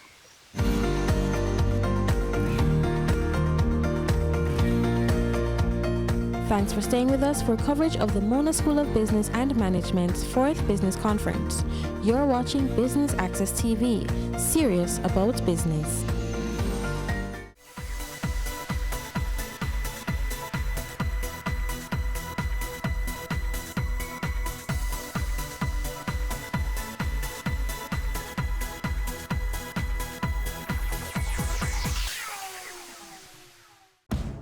I'm 36. I'm a husband, a manager, and still very good looking. In 2 hours, I have the most important meeting of my life. But first, it's time to play.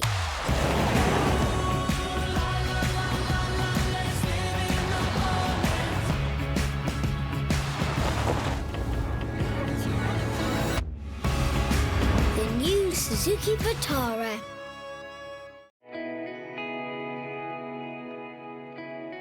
Violence against women is a violation of human rights. Its impact ranges from immediate to long-term physical, mental, and sexual consequences, sometimes resulting in death. It negatively impacts women's general well-being and can prevent us from fully participating in society. Be a better human being. No more violence against women. No more.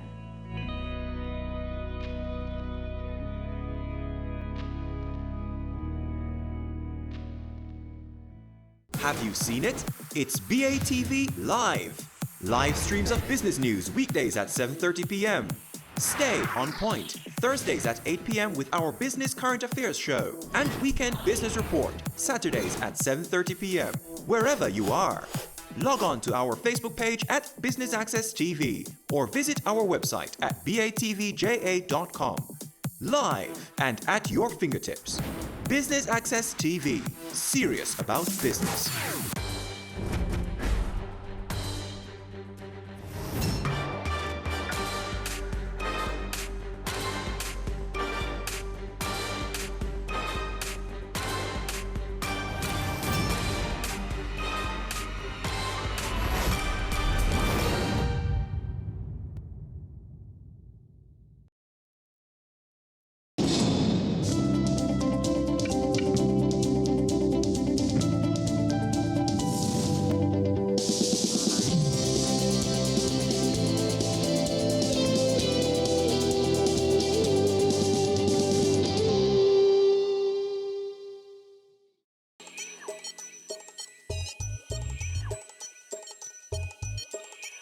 Hi, I'm Roderick Francis, CEO of B&D Trawling Limited.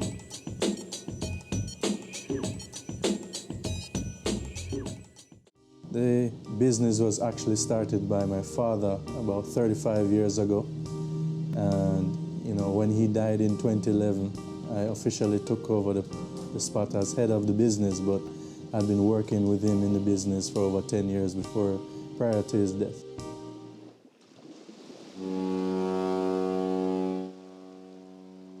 We have been established from 1980, and my father has always been involved in boating and boats, and his father was a marine pilot, so he's been around boats all his life and fishing all his life. So at that point in time, I guess he wanted to make a commercial activity out of it, and people love seafood, so I guess it was a natural transition for him. My dad funded it out of pocket. He already had some boats, so started with his boats that he had, and then when he was able, he purchased, really specific kind of commercial fishing boats, and then took it from there. B&D Trawling's mandate is to provide the highest quality seafood to the global marketplace. So the two main items that we export all over the world are conch and lobsters. They're all fished in the Jamaican waters, and we're also recently fishing deep water snappers as well.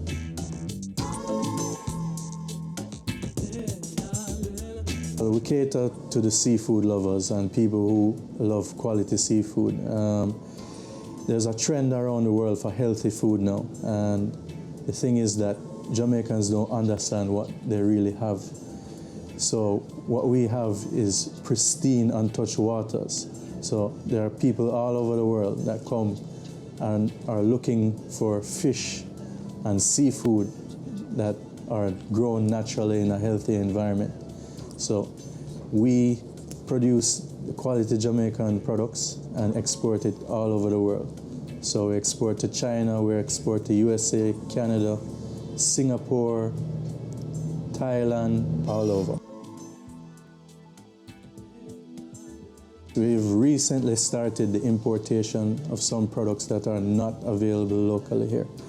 So we have partnered with a major seafood distributor in the US, which we have been exporting to for over 30 years by the name of Beaver Street. Their brand is Seabest, and we have been packaging products under their brand for over 30 years. And it was just a natural progression for us to start distributing the brand here in Jamaica, including the Jamaican line of products as well as other products that are not locally available here, such as salmon and shrimp and scallops.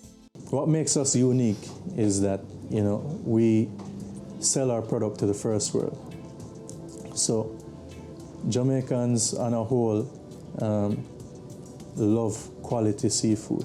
That's why they go to the beach and stand up and wait for the fisherman to come with his boat and come up, and they get it fresh there. So what we are doing and what makes us different is we really try to bring that to the customer without the hassle. So, you don't have to go down to the beach to fight for your fish. You can come to our outlet, you can come and you can get the same quality that you get there, or even better, at an affordable price and in a great environment. So what makes us different, what makes us competitive? Mainly, again, the quality of our produce.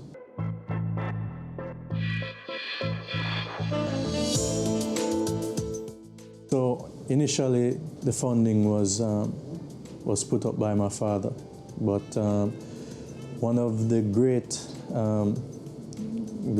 growers or facilitators of our business has been our partner, Exim Bank, and really they have helped us to really grow the company rapidly in the direction that we have wanted, with low cost financing, US dollar loans and things like that.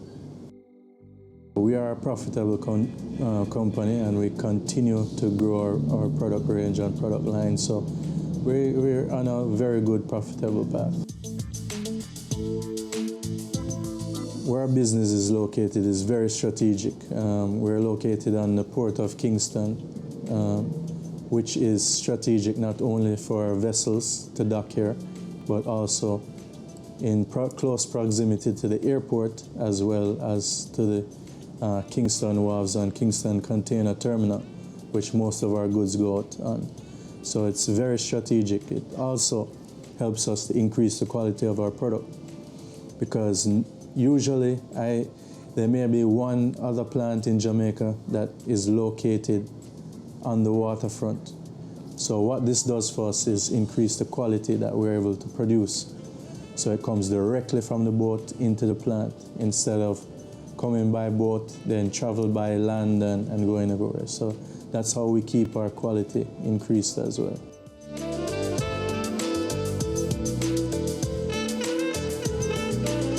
We employ over 200 persons here, and there are mostly women from the inner city communities or surrounding communities.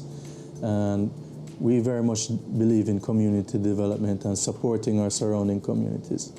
So the first place we look is right in our neighboring communities, where, you know, jobs are hard to find. And we look there, and we have been very happy with the quality of workmanship which we have got so far. In the management level now, we look for the best people, because I believe, for me, no matter what it costs, to have the best people. And it goes all around. I'm not saying that the lower level people are not the best. Yes, we do have some of the best people in the fishing industry here that come from the inner city communities, yes, as well. But we look for, on the higher level, we look for education is very, very important. Experience is very, very important on the higher level. The majority of the workers are based in our processing plant. So they would have several divisions of the processing plant. So all throughout the process, so they would come in, you would have ladies filleting or cutting the product. Then you would have people washing the product. Then you would have people weighing the product. Then you would have people bagging the product all the way through to the end process, and until it's loaded into a container and shipped. Our culture is definitely family-oriented. When my dad started this business and he was here, you know, he was very much a family man, and everybody, every employee that has been here, some of them from the beginning, we still have employees that have been here for 35 years with us. And it's just a family environment. We can have an open door policy. Anybody can come and talk, and any issue, it can be outside of business, anything. And we all come together and help each other when we need it. Typically, I work about 12 hours per day. So about 9 to 9 in office. And then, you know, plant workers work on a shift basis as well. So some persons may come in at 6 o'clock and leave earlier. Some may come in at 10 and leave later. So it's flexi hours, and sometimes during the lobster season, or most times, we have a night shift as well. Being an entrepreneur is very tough, especially a business owner, and time management is a very, very tough task. So the major challenge will be to balance, you know, work and life, and, you know, home life, and being a young family member, or I would say having a young family, it's very, very tough, and you have to kind of carve out time for your family and make sure that you make that time, because basically it's your business, you're so enthusiastic about it, you want it to succeed, and then so you put all your time and your effort and everything into it, and really try to keep it as vibrant as possible. And a lot of the times when you do that, you know, your personal life suffers. So the challenge now is being able to really create that balance.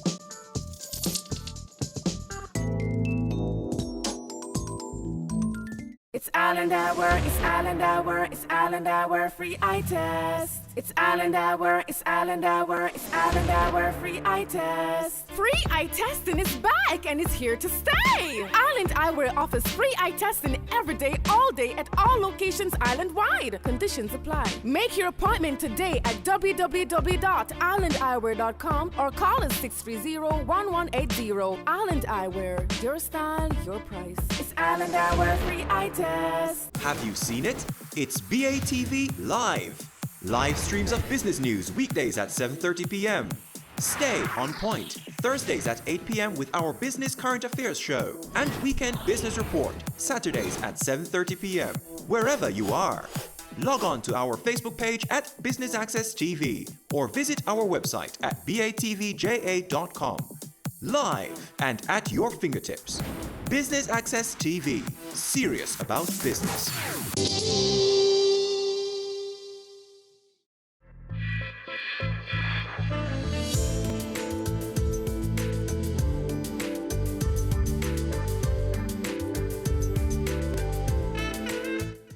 As CEO, you know, you always really want to think about the big ideas. Where do you want to take the company?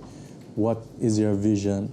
And what are your goals? So, you know, I spend a lot of time sitting down and thinking about where we want to go and what we want to do.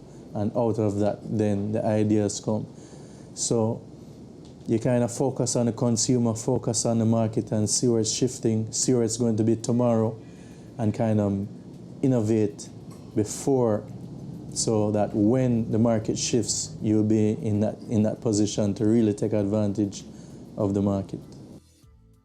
The most important thing for us here, you know, we're competing on a global market. You know, we're competing in first world companies. We mainly ship to Europe, so you know, these people know seafood, they know quality products, and you know, you really have to have a quality product. That's number one. Number two, if you're talking about retail or service, the customer experience has to be good. So one of the things we focus on really in our pop-up kitchen that we do once a month is really focusing on an authentic experience. You know, so when you come down, you can really feel a natural Jamaican environment and all local produce, and really get that natural feel that the customer will feel at home and want to come back. Being an entrepreneur and running your own business, you know, there are going to be challenges every day. If you don't have challenges every day, then there's a problem. But it's just how you deal with those challenges. Being a primarily export company, our main challenges are red tape issues or having, you know, a competitive environment here. So when I speak about competitive environment, again, we're competing on a global marketplace. So our competitors have access to cheap fuel, cheap electricity, cheap labor, all of those things. You know, that's what we're competing against. And Jamaica doesn't necessarily have some of those items. So you really have to kind of be innovative and creative and try to, you know, get in a niche where you can create that efficiency to be able to compete globally. My failures have been too many to mention, so I'm not going to really single out any failure, but I can say, you know, I fail all the time, and anybody who doesn't fail or hasn't failed has never been or never will be successful. So failure is not the problem, is how you recover from failure. And that's one of the main success factors of an entrepreneur. So the successful people, they will learn from their failures, and what John C. Maxwell would say is fail forward. So you would fail and build up from it. Now, if you fail and you keep making the same mistakes over and over, then you're going to be in a problem. So it's just how you react to the failures and how you overcome them and keep going. You try to prevent as many mistakes as possible, but it's part of the failure. You know, you can't prevent mistakes. Mistakes will happen, things will happen, markets will change, everything will change, and you just have to react, and you have to react quickly and in a positive way. So you can't really say that you're going to stop mistakes. Again, you don't want to repeat the mistakes. You make it one time and you put measures in place not to make those mistakes. But it's just a simple, continuous improvement process that you keep going on, and little by little you improve, and minimize the mistakes. Well, definitely growth strategies. We're looking at now diversifying our product range. So a big part of what we do is export, but we have never primarily been in the local market or distributed in the local market. So we have just started that now to actually distribute in the local market, and the actual response has been overwhelming. So, you know, what we do is basically to grow, we now expand into different areas and looking now at acquisitions and things like that to grow the company.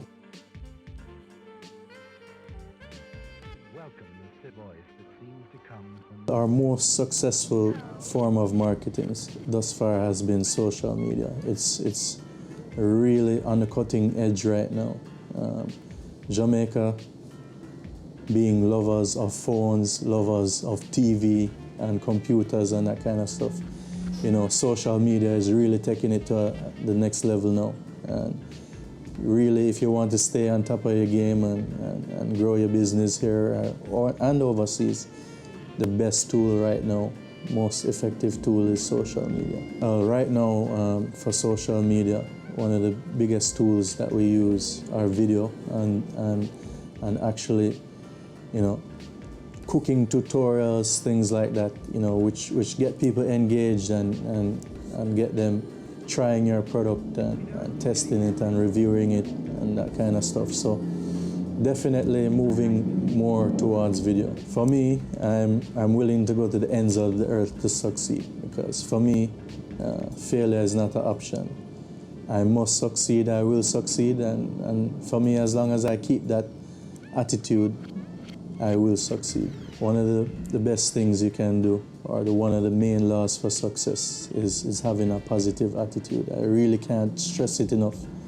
But there's a book, one of my favorite books, called The Law of Success, written by Napoleon Hill.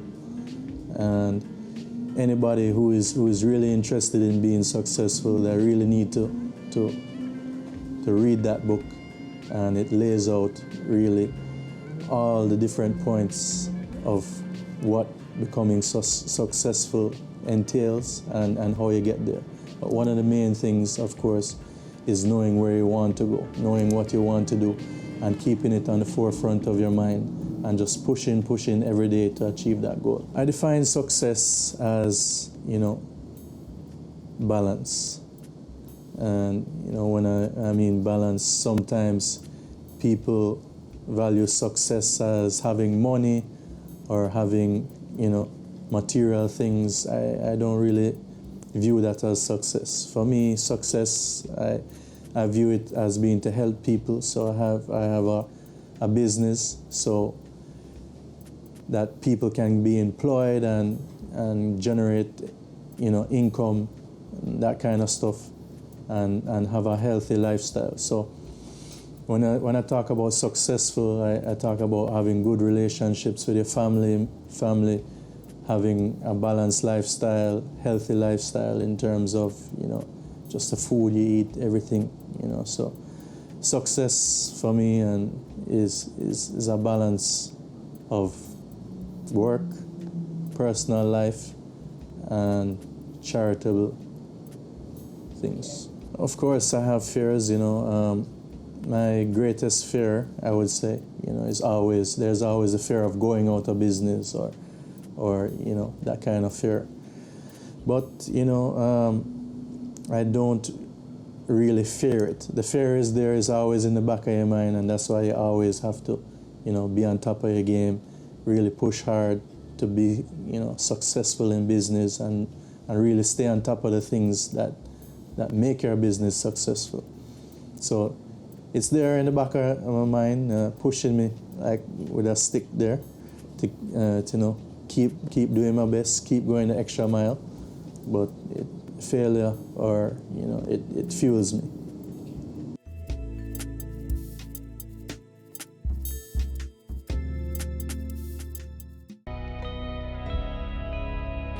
The business community has suffered tremendously due to extortion. Some have not just lost their businesses, their jobs, but lost their lives.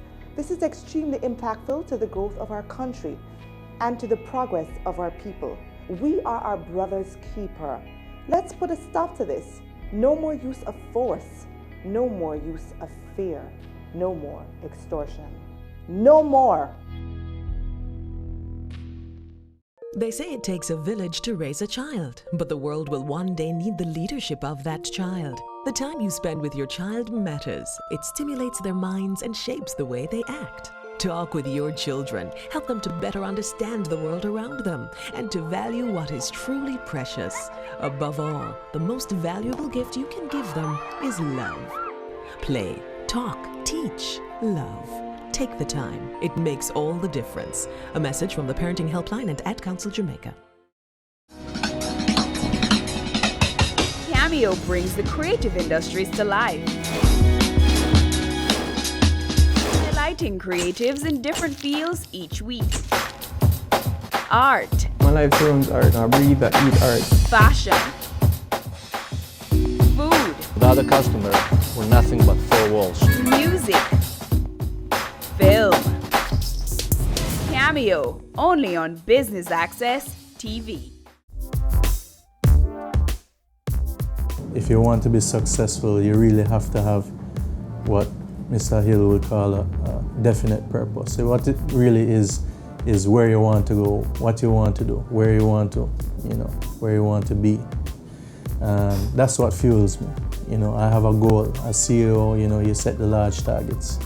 And, once you set that large targets, then you're going to have to set some smaller targets along the way. So what fuels me is really achieving those goals. So you set those goals and you achieve them.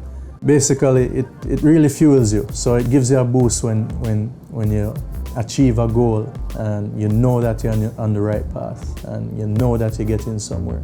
So that's what really fuels me. I have many inspirers, but first and foremost, I look to my dad and his legacy and really upholding his legacy and really what he brought to the table. So he inspires me and had always inspired me to do better than he did and carry it to the next level. And we've been trying and been really doing well at that. So inspire, yes, start with my father, and then there are many persons. You have Martin Luther King, you have Barack Obama, you have all these really positive people that you gain inspiration over time with, and you're trying to align yourself with their ideals and just push forward. Favorite aspect of being an entrepreneur is the kind of shifting landscape and the thrill of actually owning your own business and knowing that what you put in is directly related what you're going to get out of it. So you really spend a lot of time putting in a lot of energy, knowing that you're going to get the results. I attribute my success mainly to my team. Number one, you have to have a solid team. So you really have to have the best people on board and you really have to be aligned and work well and mesh well together on a common goal and really move forward together. I don't have one event that I can single out to say that has been my most satisfying moment. You go back and you look at it and you set your overall large goal, and in between you have your small goals. And the most satisfying moments are when you achieve your milestones or your small goals along the way, and it really gratifies you. I mean, any entrepreneur, any business owner is going to have to make many sacrifices. You make sacrifices in time, you make sacrifices in money, you make all sorts of sacrifices. And believe me, I don't think there's a time when you stop sacrificing. But the challenge is really to create a balance. So, now, you really invest a lot of your time into your business, and you really have to try and spend some time with the family as well, and really know that business is not everything in life, even though, you really want to push and remain successful. Non-work time, I'm a seaman, so love to go out on the boats or go out on the water, that kind of stuff. I really enjoy doing that. What makes me happy? Being healthy, having a great family, that really makes me happy. And achieving my goals. Well, future plans, definitely we want to, on a smaller scale, open up a 5-star seafood restaurant down here on the downtown Kingston waterfront.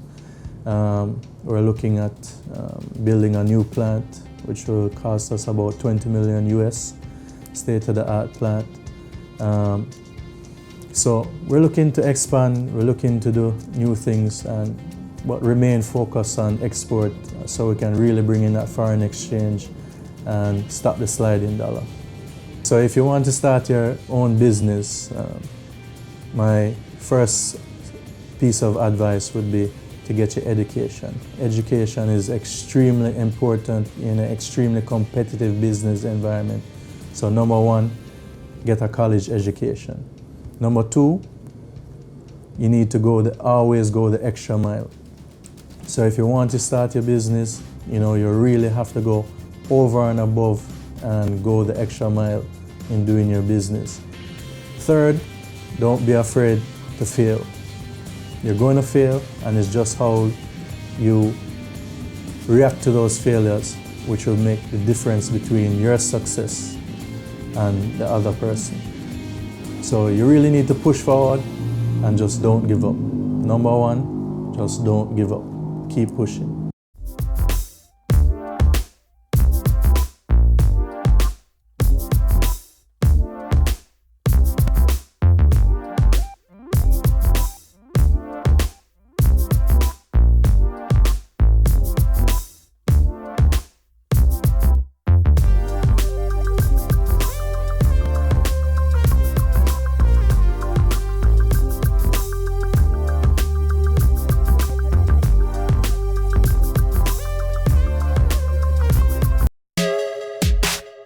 My name is Christelle Harris. You're watching Business Access TV, serious about business.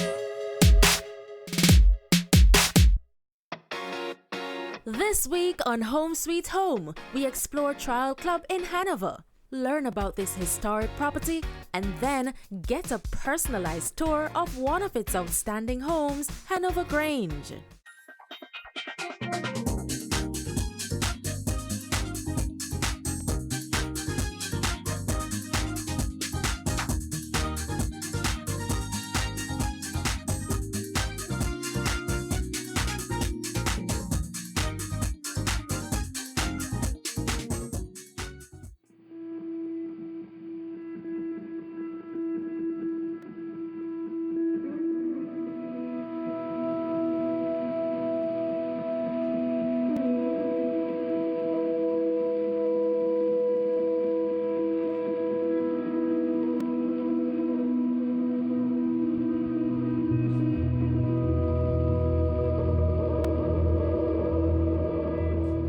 Trial has always fascinated me, and I've known it since the late 1960s. It's an indelible part of the national heritage of Jamaica, and it's listed as such in Kingston. We can actually trace the name as far back as 1680. We don't know if there was a Mr. Trial or a Mrs. Trial, but it's always had that name. And in fact, at that time, it was far larger because it included Recovery Pen to the south and Phoenix to the east. So in the 17th century, it ran to almost 6,000 acres. A lot of people have said that it used to be a plantation.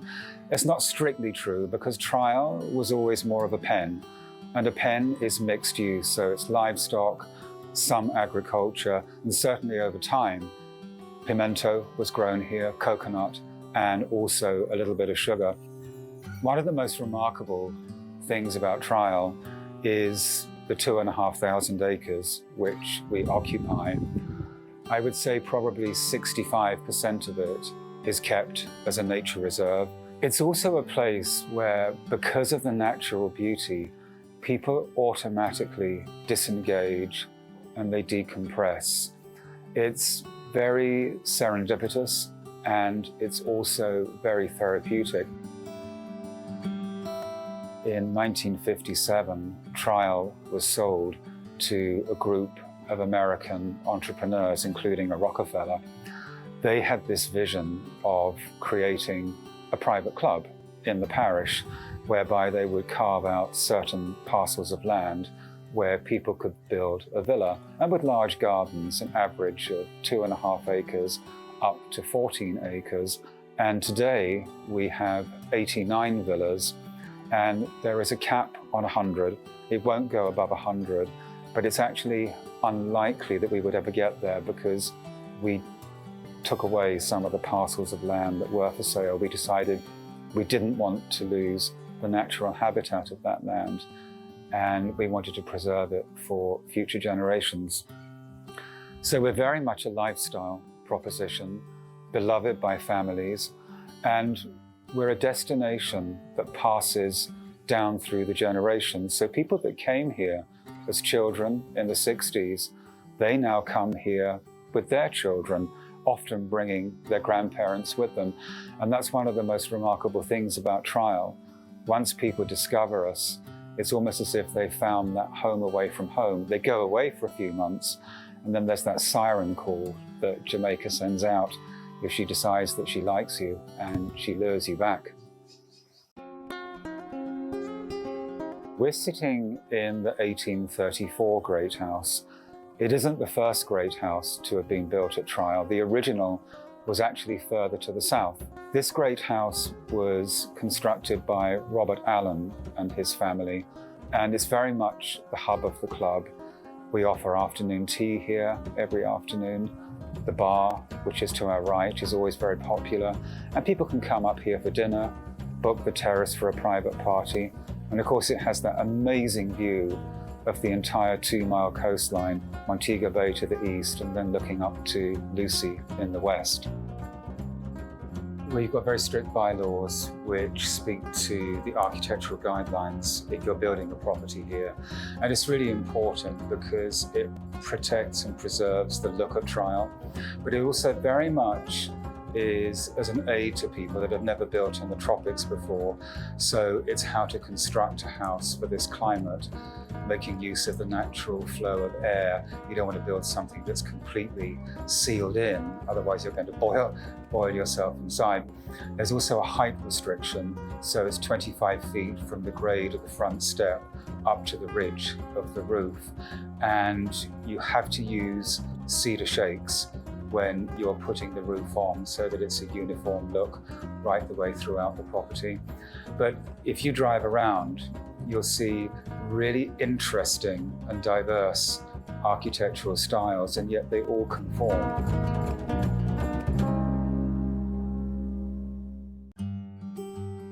The majority of people that buy here, they will come for 6 or 8 weeks a year. Otherwise, the house is put into the rental pool, so it's available for people to rent. Then we have a handful of homeowners who don't rent. They live here permanently, or they just don't want to, and they keep the home for family or for friends. But by and large, people rent. They want to try and offset some of the cost of running the villa. It is expensive. I think one thing I always do when somebody from a northern climate expresses interest in buying a home in Jamaica, particularly at trial, I sit them down and we talk through the cost, because owning a house in the tropics is very, very different from owning a house perhaps in North America or Northern Europe. Tropical climates put a lot of wear and tear on property, and if you have a villa on the ocean front, you can multiply that wear and tear several times because of the incursion of salt coming from the ocean carried on the breeze. So if you own a property in the tropics, you probably know yourself, it's constant maintenance throughout the year. You paint the outside, 6 months later you look at it and you think, good Lord, I need to paint it again. So it isn't a cheap proposition, but it's something that if you do take the plunge, it gives you so much pleasure and you feel that you actually belong to the country, because very much you are becoming a bona fide Jamaican when you buy a property at trial. I just think to discover trial is in many ways to discover the true beauty of Jamaica. I think some people see the Caribbean as a beach. Jamaica is different. Jamaica is a country, and its two most unforgettable attributes are its people and its natural beauty. The people are what make Jamaica what it is. They go out in the world, they succeed. Because we're a large island, we're very true to our motto, which is out of many, one people. So many different races that have all come together. And by staying at trial, it encapsulates that, because you look at the people that work for us, whether it's the club staff or the villa staff, and we're so true to that motto. And people that come to stay here fall in love with the people that they meet. And if you're an owner here, your staff at the villa become an extension of your own family. And that's how every owner treats it. Coming up. Hanover Grange is a 6-bedroom suite house, and we've got a lodge which got a 3-bedroom. So it's really a 9-bedroom. Ready for cable for as little as $100? Ready for no monthly cable bill? Ready for 10 TV channels absolutely free? Then pick up our Ready TV box at authorized stores for $4,500. Hook it up to your TV set, then top it up with Ready Credit for 1, 7, or 30 days. Buy now and get $1,000 free Ready Credit and start watching your favorite shows. Pick it up, hook it up, top it up. Ready TV. Prepaid cable TV when you're ready. Now serving Kingston and St. Catherine. Limited time offer while stocks last. Conditions apply. Welcome back to Home Sweet Home. Trial Club has many beautifully designed properties, but the eye-catching Hanover Grange certainly stands out.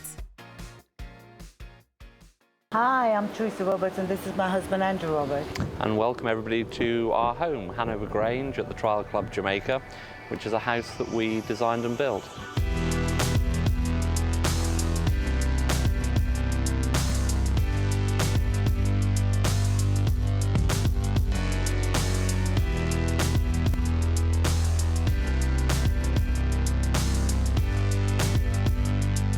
Hanover Grange is a 6-bedroom suite house, and we've got a lodge which got a 3-bedroom.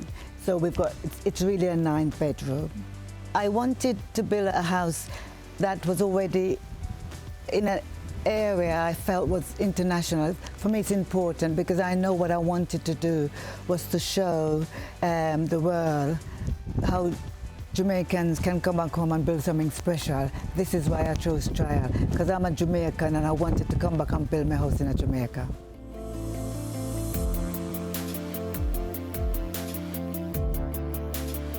What inspired the name was that we've got a home in Somerset called the Grange, a Georgian house. So that was always going to be, you know, this is a replica, a modern version of the Grange, because the Grange is a beautiful, beautiful home and it's Georgian. So I obviously wanted to call it the Grange. Now, Hanover is the parish it's in, and the Grange actually means big house. So this is what inspired the name, and my husband immediately thought of that, and it's a beautiful name.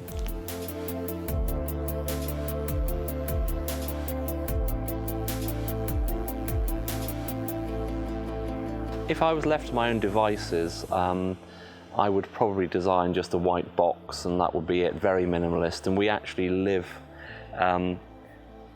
our lives, we don't over-decorate things. We like, you know, the less is more sort of philosophy is something that appeals to us. So often in homes people say, oh, it's beautiful, and when's the furniture arriving? So that's a little of our sort of ethos, really. And there are certain constraints around building. On this particular property at trial, there are various parameters you have to conform to: heights, size of roofs, etc., etc. So working within those parameters, I then tried to get as close as I could to the sort of way that we live our lives. And Teresa had some very specific views about what the house should do, how it should function, and that dictated a lot of the design, really.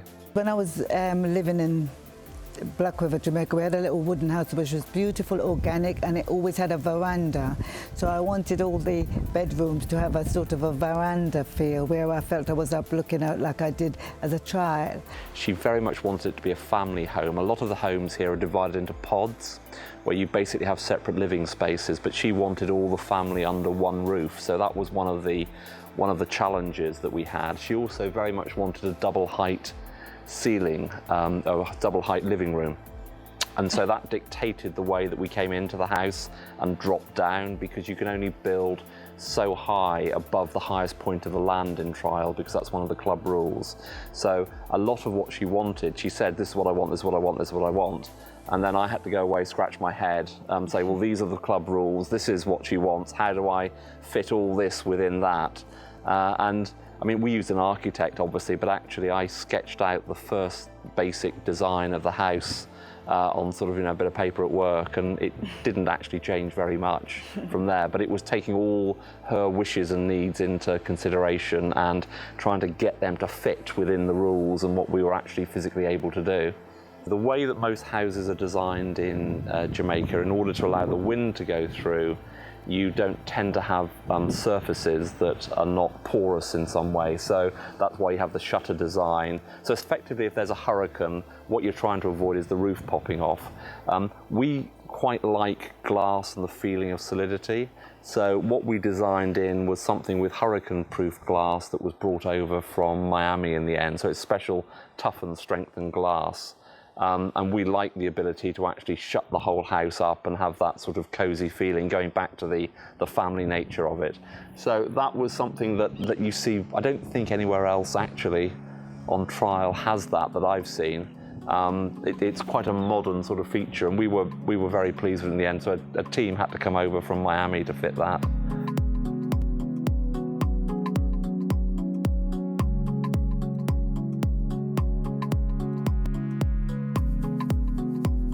I'm an arty person, and everything I look at is almost like an exhibition, you know, and I know less is more. And if you put too much in anything, it's overcrowded and you can't see the importance of it all. So it's always the way I do. If I'm going to do an exhibition, I just always want to do the less, just show the things that are good rather than clutter. Clutter doesn't appeal to me, really. I mean, we actually like the beauty of the building itself, and one of the very nice things that we were really pleased with about the house, although we're slightly biased, is that almost from every angle it looks attractive. It looks beautiful.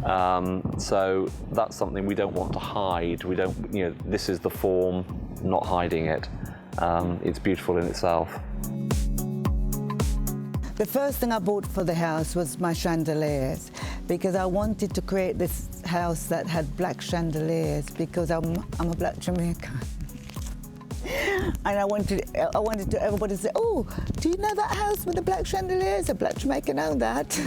And that's why I created that. And then I also had the thing about having all the black things. So then I went and got black bath, because it's so important to have that little bit of colour to distinguish different from any other house. And that's what I created for myself. I mean, there were certain aspects of the house where we wanted to in as much as we could to get it to reflect us and our personalities. And so the black obviously reflects the fact that Teresa is a very proud black woman, and she wanted people to know this was a house owned and built by a black woman. We pushed the swimming pool further away from the house than you would normally do in a holiday home, because I wanted a little of English formality about the house as well. I mean, Georgian architecture is obviously, mainly came from the UK, and I wanted a little English formality about the house, not just a holiday home with a swimming pool in front and lots of suntanned bodies walking around in front of me having tea at 4 o'clock in the afternoon, which I don't, but if I wanted to, I could. The actual construction process was 18 months. Oh God, 18 months to 2 years. Such a long time. Something like that. Yeah. Building from whatever it is, 4,000 or 5,000 miles away, was much easier for me as a person than building around the corner, because I'd have been around there every 5 minutes saying, "What are you doing here?" And all I could see was pictures sent back every week.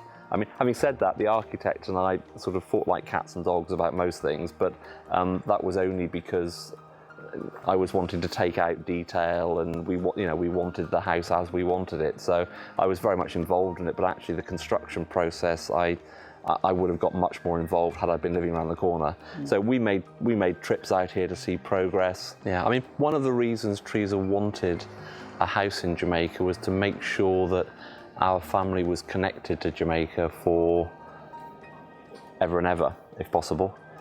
So that, the next generation, the generation after that could come and use this home and enjoy it, and they wouldn't forget their old grandparents who'd left them something that they could enjoy in life and an experience in life that hopefully they'll treasure forever. And people from Great Britain, and I will say it like this, they spend most of their time living in other people's house there, because they don't build house there. It's very rarely, you go in Britain and build a house. And so there is a house we've built here that our children and grandchildren will live in a house built by their family. It's a strange thing to say, but actually not having ever built a house before, and I don't think Teresa will ever let me build a house again, although I'd quite fancy the idea. It's actually quite emotional to think you've left a mark on the planet that actually is you.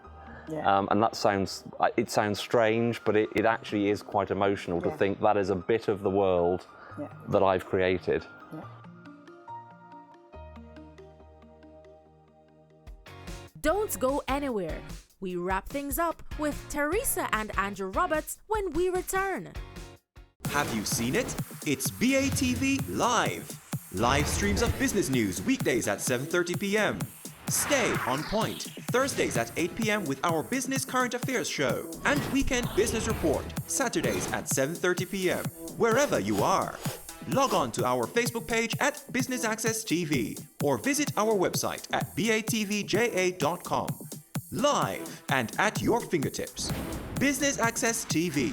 Serious about business. Welcome back to Home Sweet Home with our showcase of Hanover Grange at Trial Club in Hanover.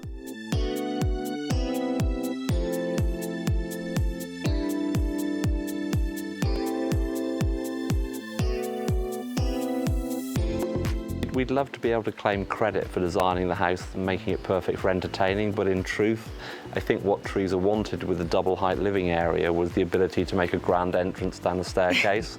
And the grand entrance down the staircase just happens to double up as a stage and provide a perfect sort of entertaining space. So that was, I'd like to claim some credit for that, but the truth is something a little different. Yeah. We've had lots of opera singers coming from France, coming from the UK.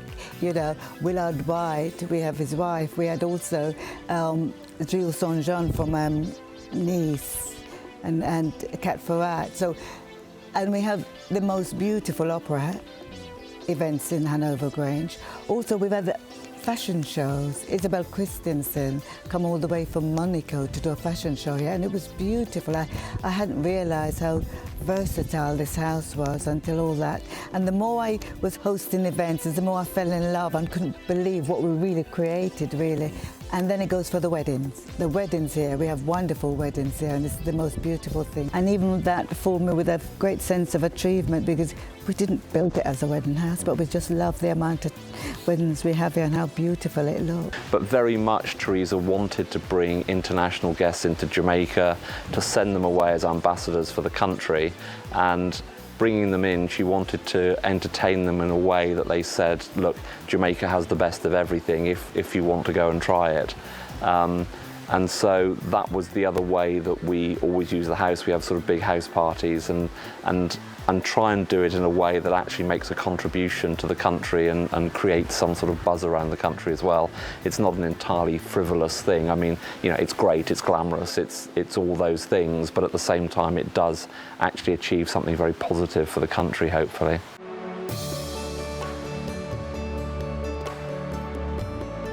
When we opened the house, Ivana Trump came and stayed with us.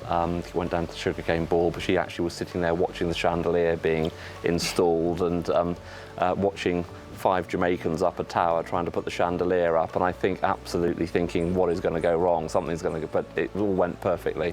So Ivana Trump came initially. We also had some very well-known boxers. So Chris Eubank has stayed here with us. David Hay has stayed in the house on numerous occasions. We have hosted a lot of people. Misha Paris, the singer, has been here with us. Isabel Christensen, who is the designer who did the fashion show, was staying here with us. Sir Willard White has stayed here with us and sung. We've also had other celebrities staying at the house when we've not been here. So Jim Courier, the tennis player, stayed here with his wife. A very well-known Premiership footballer called Nicky Wells got married here last year. We've also had American basketball players, football players come here and stay. A whole host of people have been through the house.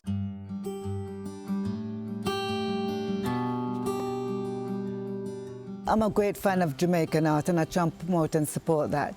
And because I felt as a small island, we had a great art community, and I really do like the quality of the Jamaican art. I felt that this house has to represent me, and I needed to push the Jamaican art. So all my suites are named of Jamaican artists, which is why I have Edna Manley, Barrington Watson, Albert Hewitt, all the great Jamaican artists that contribute to these younger generation. And the other thing is, I've got a gallery. I wanted a gallery because, again, you know, to have a home with a gallery is so special, and it's part of my passion about promoting the Jamaican art.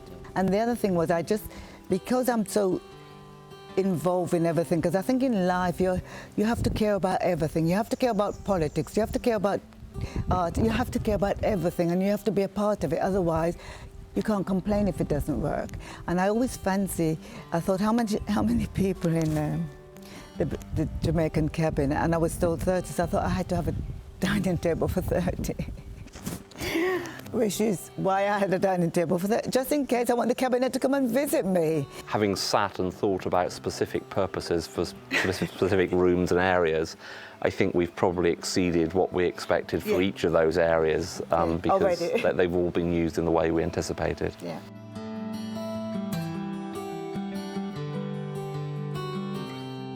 Our bedroom suite differs because we always felt when we have our grandchildren that they sometimes always creep in our bed. So we had to make this big space that in case when they come with their parents, they will come and stay with, even though the parents are here, they will always creep in our bedroom. I think it happened for the first few visits, but now they're so old, they don't bother anymore. No, it was a bit like The Great Escape. They would, at about 4 o'clock in the morning, you'd suddenly hear a crawling of grandchildren coming up from their parents' room to us, and often with videos in their hands saying, please, can we watch this now, or something. So it wasn't good for our sleep, but quite nice in lots of other ways. But that is why the space in our personal bedroom suite is so big, because it was built to accommodate the grandkids. Now, I'm not entirely sure whether this was a con or not, but Teresa's walk-in closet was designed to allow the grandchildren to sleep there. So she said it had to be big enough for the grandchildren to sleep in. They've never slept there, and I'm now wondering whether actually I was just completely taken for a ride on that, and she just wanted a big walk-in closet.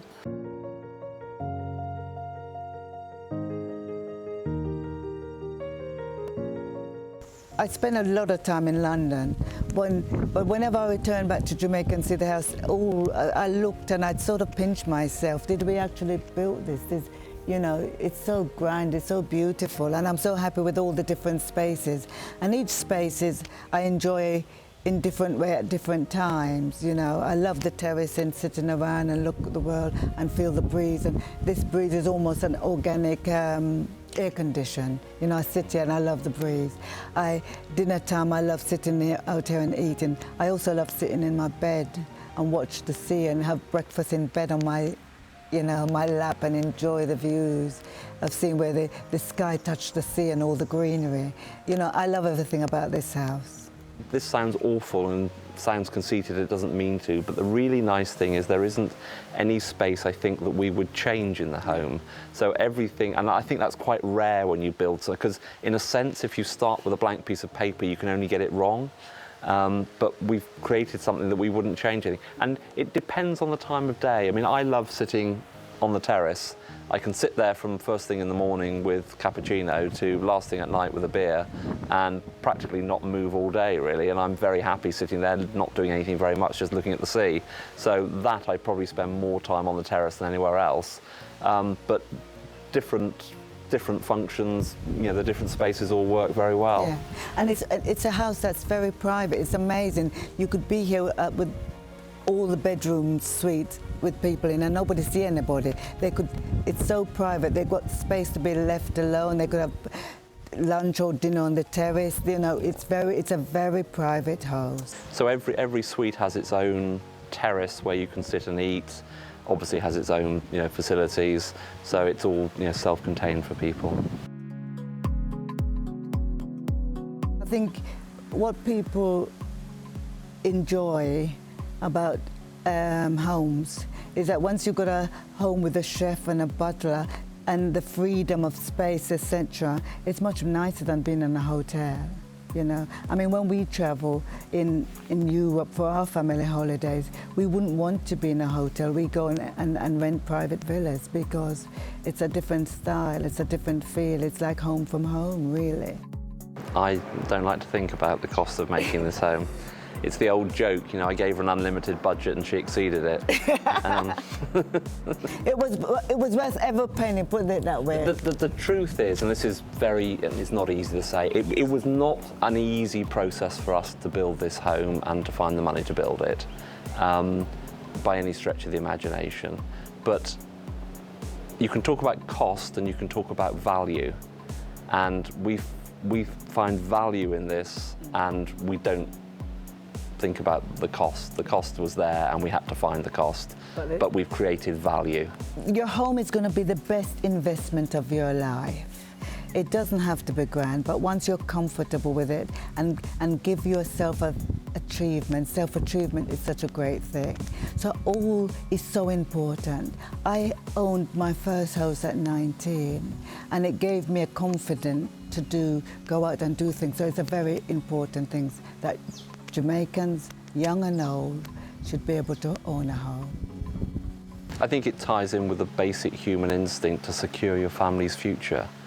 And I think owning a home is something that secures your family's future and makes you feel that you've done one of the things you should do in life and fulfilled that ambition. It's not easy in any country, and you know, not only Jamaica, but there is something for sure. There is enough young, ambitious Jamaicans that gone out there and get it, and you can get it. It's hard work, but you can get it.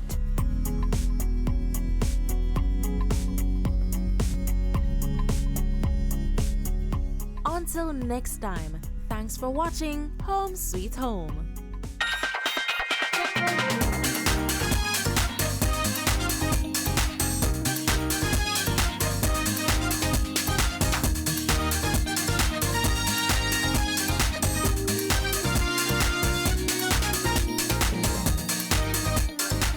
Your business matters. Business Access TV offers you the most innovative and effective advertising solution for your business, specializing in B2B sales, cost-effective solutions.